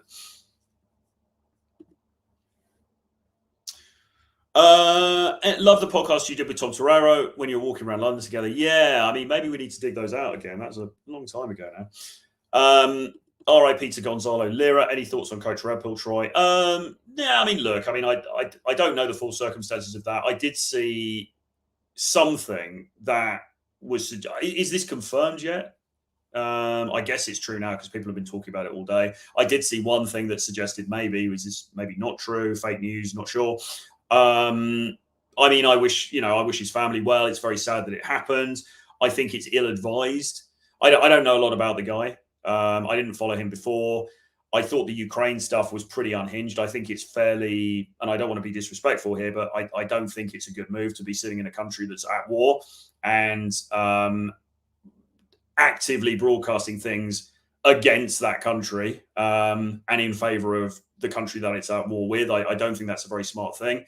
I also happen to think that his analysis of the situation was wrong. I don't think that was. I don't think he was right in what he was saying. That's me, and I know, knowing quite a number of Ukrainian people, Ukrainian women, and having a sense of what was happening over there. I don't think he was right in what he was saying anyway. And even if he believed he was right, I think it's a fairly silly thing to do. Regardless, obviously, if this is what's happened, any death is sad, and I feel sorry for his family. And I know his father was, kind of involved and stuff, and terrible thing. But it's what can you say? As I say, I'm not really an expert on him or his work really, so I can't really comment a lot further. But yeah, sad times, man, sad times.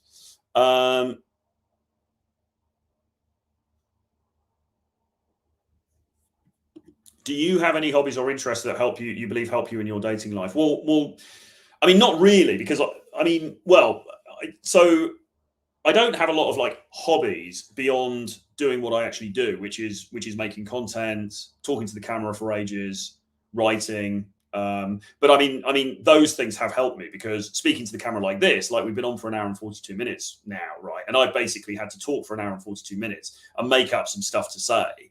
And I've done it. I've paused a few times, but I've kind of managed to do that over the course of the program.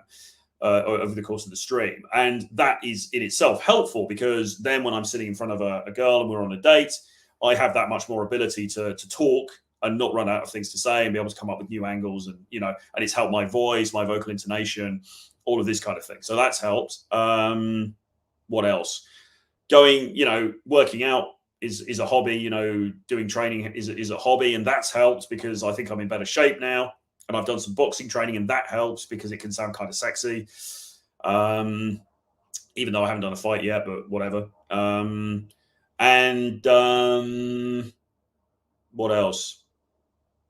I mean, obviously travel a lot for the job, so that helps because that's interesting. It's got something to talk about. Sounds interesting. It's basically anything that you can do I think one thing is you've got to think, okay, I'm going to be hanging out with this woman, right? We've got to have some stuff to talk about. And it's not in a boastful way, but it's just do you have interesting things to talk about? Do you have an interesting life that you can allude to? And she's going to be blown away and impressed, but it's just she's like, okay, cool. This dude's got some stuff going on. I think that's the main thing. So if your main hobby is, playing computer games and stuff, okay, fine. But there's unless she's a computer nerd, there's a limit to what you can really bring to the table with that. Do you know what I mean? So I think just having an interesting life is the most important thing. Are you open to girls and Tusk, about your channel and being a dating coach. Well, it kind of depends. I mean, yes, I have been in the past, and yeah, sometimes it depends how I meet them and what the circumstances are and stuff like that. I mean, um, a lot of girls actually don't really care, or they actually genuinely think it's quite cool. So that's one thing.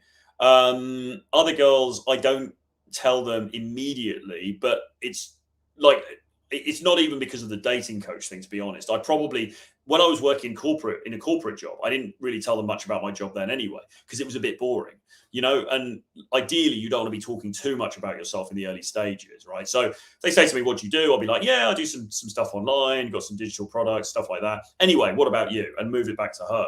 And that's partly because getting into the whole dating coach conversation can obviously be problematic for obvious reasons, but it's more because I don't necessarily want the focus to be on me too much anyway. I want the focus more to be more on her. You know, on a date situation, it should be like 30, 70% talking about her versus talking about you. And as far as I know, I think James is the same. I think James has the same kind of policy. He doesn't really, you know, he's not going in there going, "Hey, I'm a dating coach," you know, because firstly, that can open you up to a lot of just, you know, questions that probably aren't going to take in a good direction. But secondly, you know, the onus should be on her, not on you. So, but, you know, in saying that, you know, I've had girlfriends, I've had long-term girlfriends who've known all about it. I have ex-girlfriends who still know all about it, and they know exactly what I do. And we're friendly, and they don't give a monkeys. You know, they think it's pretty cool. They just think I'm doing my thing, whatever. So, you know, in fact, I've had, you know, quite a number of girlfriends who have known about it, and sometimes they want to get involved. Sometimes they want to do videos. Sometimes they're happy to be in photographs, and you know, it's just like they don't really care. I think there are some who would, but you know, whatever. I mean, you're not going to gel with everybody. In a longer term relationship, well, yeah. I mean, I think if you're in a longer term relationship, you kind of have to. In the end, you're going to kind of have to sort of be open about what you do, or maybe not. I mean, depends what she's like and stuff, but yeah, I mean, I certainly my ex, I mean, she didn't know initially, then she found out about it because somebody online had found me, I think, and then she sort of, you know, confronted me about it and stuff. But she was pretty cool after that. I mean, there were aspects of it that she didn't like. She didn't really like me doing infields and things. But I mean, aside from that, you know, she was pretty cool because you can dial up certain aspects of it. Like at the time when I was with her, I was doing less traveling and I was doing less infields, and it was much more straight advice and then selling books and things like this. And then after that, then it became more about the boot camps and all this kind of thing. So I was able to sort of navigate it. But I think a lot of women are not really that bothered, to be honest. Um, Something I do admire about you, Troy, is how you talk to a camera walking around in public. That is one thing I can't bring myself to do yet. Any tips on getting over the limiting beliefs to do that? Well, well, why would you want to do it though? I mean, the only reason I do it is because I'm making content for this. Otherwise, I probably wouldn't do it. So it's not necessarily something you kind of have to do. I mean, I'm doing it because it's kind of, you know, it's a little way of making some cool videos. But you've got to. I mean, I just screen everybody out. So there's other people around me. Sometimes people probably look. Other times they don't. I just kind of just block everybody out as much as possible and just concentrate on what I'm saying. And I don't really feel any embarrassment. I mean, sometimes, if anything, I more feel annoyance because if there's people around me and they're looking, and then if they try and say something or they're going to get in the way, I then find that annoying because I'm going to lose my train of thought. I'm going to lose where I am in the what I'm saying. So I don't really, but I mean, you know, but it's a good social freedom exercise, and that's something else I could have added earlier because you want to be socially free. And obviously, I don't think I would have done this when I was 18 or 20. You know, I think I would have been very inhibited. These days, I don't really care. You know, I walk around talking to the camera and stuff like that. And obviously, that has a good knock-on effect because, you know, it means that I'm much more confident. The more you push yourself out of your comfort zone with things like that, the more easier things to do are easier, you know? So because I do that, then if I'm in a slightly less pressured situation, but maybe I'm at a party or I've got to talk to someone I don't know, that becomes easier because I've had all of this experience of doing all this shit that really is outside my comfort zone.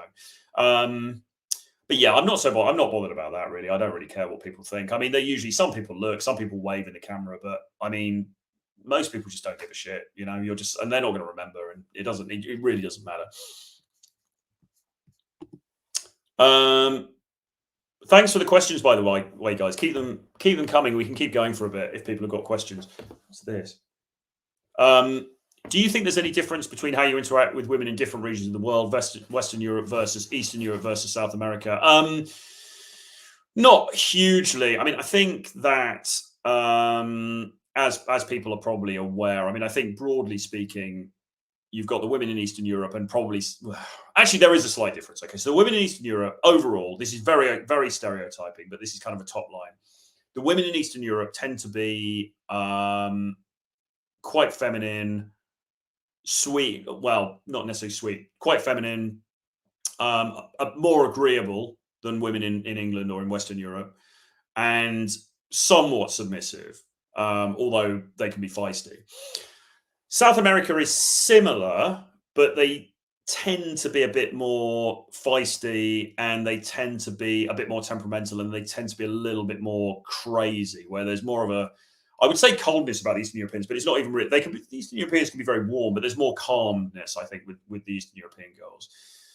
But both of them are probably a bit more agreeable and a little bit more feminine and sweet overall than maybe women you might meet in the Anglosphere. But that's not, there's many outliers to that rule.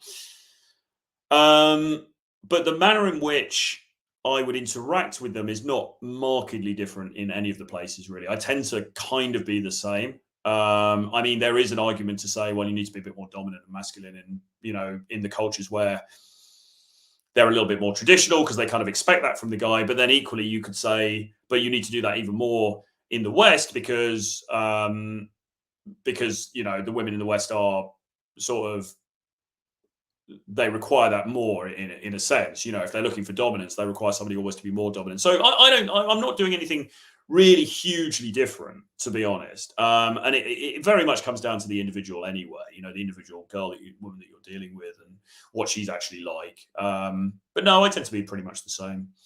But it's certainly a different thing if I was in, Warsaw or something than it is in London.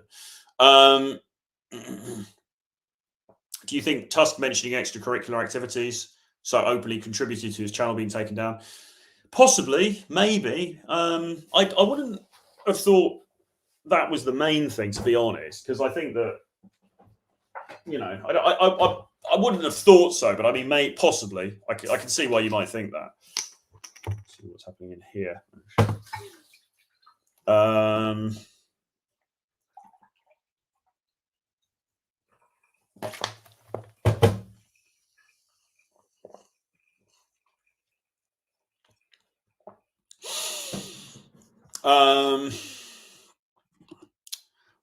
How much do you live in London? How much per month do you need to make in London to go on great dates and travel give good experiences? Well, I suppose, the first thing is going to be how much your accommodation costs, because if your accommodation is expensive or relatively expensive, then that's a big chunk of your budget. Like, a friend of mine lives in a flat by the river, and he was telling me he's paying like $2,300 a month, I think, all in, for rent plus bills and things like that, which is a lot of money, really.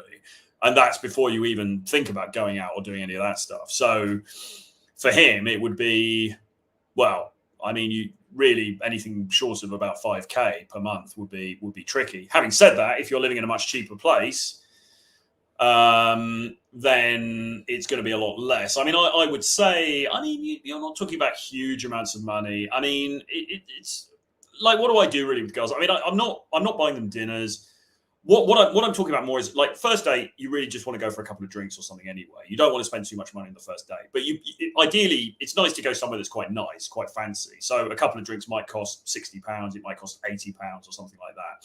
So you're looking at that. So if you're doing that a few times a month, that's gonna add up. And then if I'm actually seeing her and we are sleeping together, and we're kind of in a mini relationship or a mini relationship, then I might be going out for dinners, and I might take her out for dinner and stuff as well. And then that obviously is gonna depending on where you go, that's going to mount up. And then there's also then you might want to go on a trip with her or something like that, and then that's going to cost money as well. So it's a bit of a movable feast, really. I think to make a good impression and to go on some fun dates, a couple of grand a month, $3,000 a month or something on top of whatever you need for your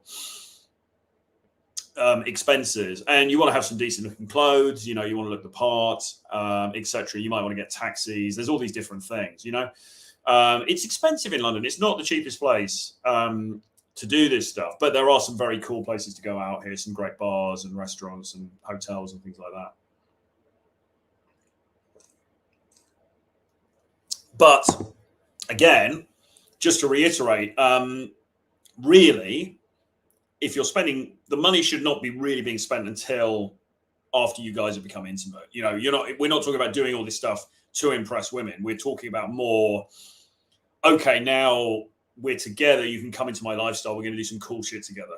That's more what I'm talking about than, doing expensive, crazy things to try and get her into bed, because that's not really what you want to be doing. In fact, it's not what you want to be doing.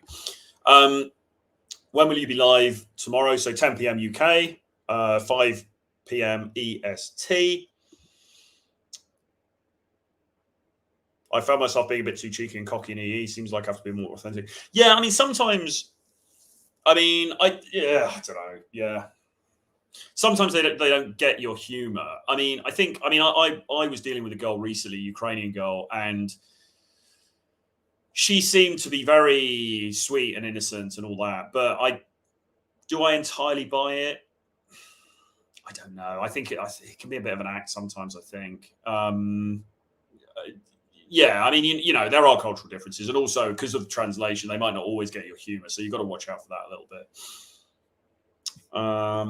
Easy to offend EE girls. Yeah, sometimes, yeah.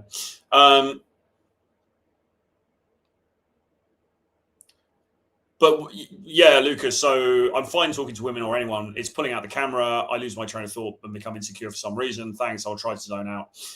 Yes. Again, I was going to say, but why do you, if you need to do it, it's not compulsory, but yeah, it's a kind of fun thing to do. About you dating trans. To confirm, I've never dated a trans person in my life. Not that we are transphobic on this channel, but it's not something that I've engaged with personally. I don't drink. Where can I go on dates? Well, I just go to bars. So I don't drink and I go to bars. I go to hotel bars. I go to lounges, stuff like that. Yeah, I don't do anything differently. I just have the conversation with her. I say, listen, personally, I don't drink because I was a very bad boy back in the day. I pushed it too hard. I Oliver Reeded it, and now I've got to be a little bit careful that I don't go fucking nuts.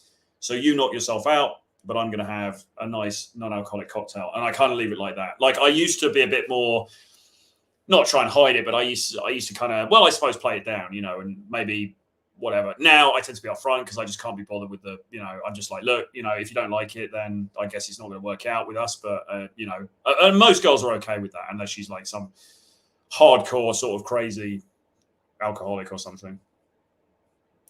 What's your experience going to LGBT bars and clubs? Well, it used to be a cheat code thing to do because you would get a lot of girls who were in the LGBT, the gay club or whatever. And, obviously surrounded by gay guys and they're not getting any action. And if you were the straight guy in there, then that could be an advantage for you. To be clear, these days I don't really go to bars and clubs in London anyway, whether they're straight or gay or anything. I don't really do it. I do when I'm traveling sometimes. And actually, in Bogota, one of the venues we've gone to is a sort of mixed. There's an LGBT sort of crowd there, but there's also a load of girls, and that place is super fun. One of the best places that we've been to, as far as doing night game is concerned, because the atmosphere is just fucking crazy and wild and just off the hook. So, it can be good. It's worth a go.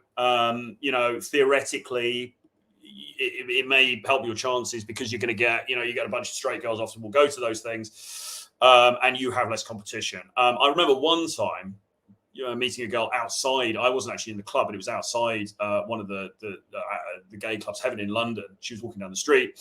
I got talking to her, and she basically had left because she was with 2 gay friends and she wasn't getting any action, and she met me, and then we ended up going back to my place. So, it can work in your favor. But just give it a go, see what happens.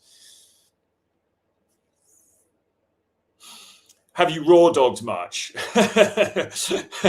No, not really. I mean, only within a consensual and committed relationship. Would you get a place in Colombia? Yeah, possibly. But I mean, the thing is, like I say, I mean, I like Britain too much. I like London too much. So, there is that. People always like, yeah, you could retire and all that. And yeah, you could. But then you're basically sitting around waiting to die in a foreign country. And I'm not sure that's, I mean, yes, but then you could be surrounded by beautiful women. So I suppose, I don't know. That could work out, I guess. Maybe. I don't know.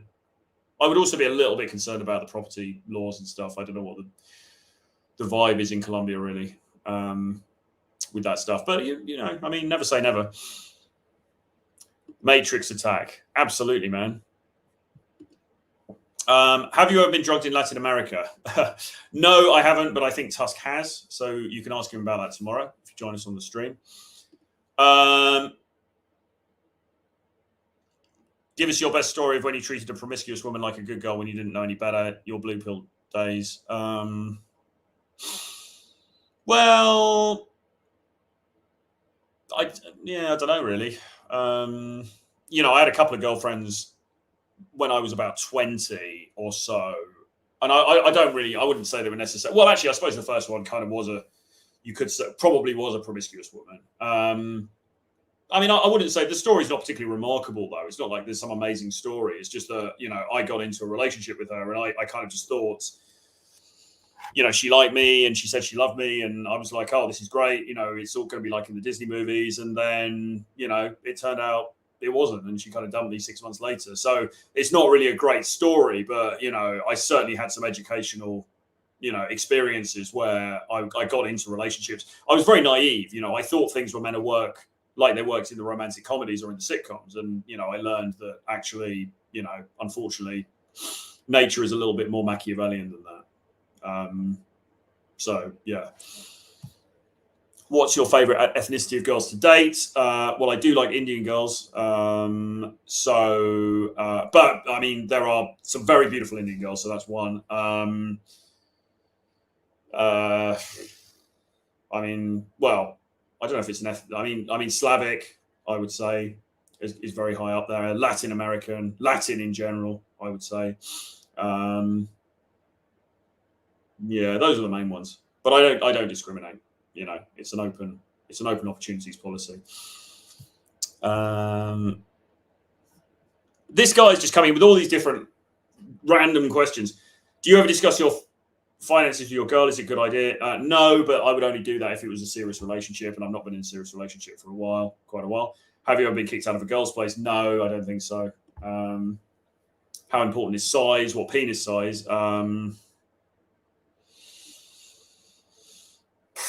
I mean, I don't know, man. I mean, once you're there, once you're in the bedroom, I mean, you're kind of, you're kind of there, aren't you? I mean, I suppose retention, you could argue if it's too small or if it's too big, that could be a problem. Not really a problem I've had, certainly not too big anyway. Right, we've been on for about 2 hours now. So anybody got any other questions? Remember, tomorrow we're going to be joined by James Tusk himself, and we're going to be talking about the Matrix attack in real life. And we're going to be seeing behind the curtain of what it's like to be the subject of a Matrix attack. So look, in the meantime, you should join The Edge. It's our flagship program that we put together. This is the reason that James got cancelled, basically. This is the reason that James got cancelled, basically, because of uploading videos regarding The Edge. So, he's been taken down. We don't know how long it is until I get taken down. We might all get taken down, and then this thing will disappear. So we're selling it now. It's open for 5 days. It's open until the end of basically this week. Go there, because I think there's been some problems with the sales page. So go there. That is the checkout page. You can book your space on the course. Basically what it is, 10-week program. You get 10 weeks worth of video content pre-recorded. Plus, during that period, you're going to get 2 to 3 times per week webinars, live Zoom webinars with myself, James, Les, and a host of experts on different areas of masculinity. We're going to be taking you from flannel to F-boy, okay, in 10 weeks or less. We're going to be optimizing all aspects of your masculinity, so you become the kind of guy we're always meant to be. You're going to become that warrior, that alpha figure, that barbarian, who's going to ace it in terms of hormonal optimization, being the bad boy, being super socially free, and having super acute social and emotional intelligence. And we're going to do all of that in 10 weeks. And then we're also, and that's £579. So you can go there now and you can book your space on the course, which you should, because it closes at the end of the week. And then you will also have the option to come with us to Bogota in Colombia, where we will be doing it all live, and we'll be getting you into interactions and giving sex demonstrations and all kinds of crazy stuff. So it's going to be absolutely mental, but you need to join now, because we don't know how long this offer is. Well, this is going to get taken down by the end of the week. But the offer is going to, we genuinely don't know at the moment, how long James is going to be teaching for, or really what the outcome of any of this is going to be. So I would advise you, if you've been looking to work with us and sort this out, you need to get on really and book your space on the course. We'll email you and we'll let you know then next steps and the details. You'll get put into the WhatsApp group with the other guys, and with us, you'll have a private group with us, and we'll be starting to wing you virtually really from as soon as you make the payment.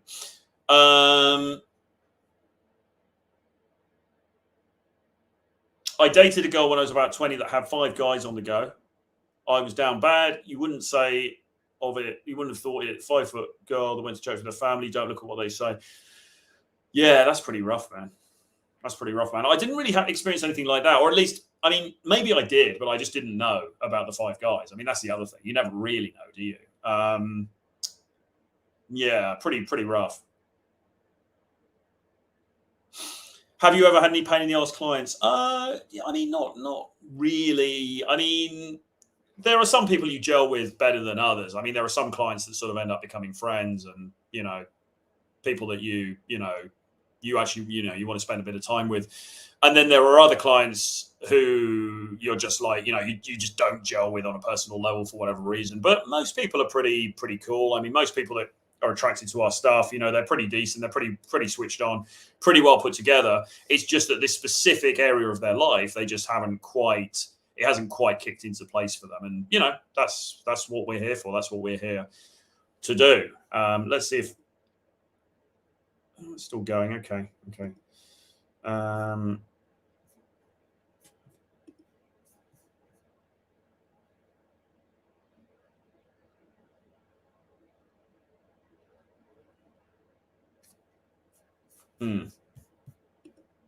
Yeah. Okay. All right. Cool. Well, look, guys. Anyway, we've been on for a long time. Been on for 2 hours. It's been a great stream. Thanks everybody for the comments.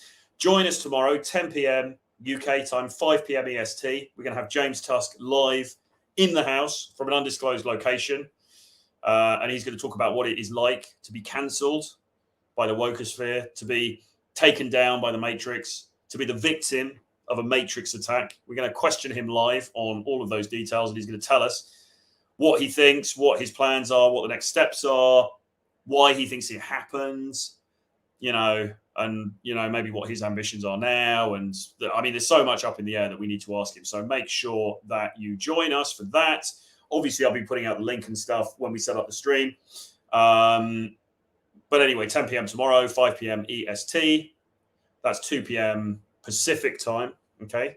And in the meantime, as I say, book on to the course. You've got the link, which we've been putting into the chat. The payment link. We'll send you an email with all the details on it after that. If you have any questions about the course or anything else, you can email me, troy@realtroyfrancis.com, and I'll do my best to help. And that's it, really. So thanks, everybody, for tuning in, and I'll see you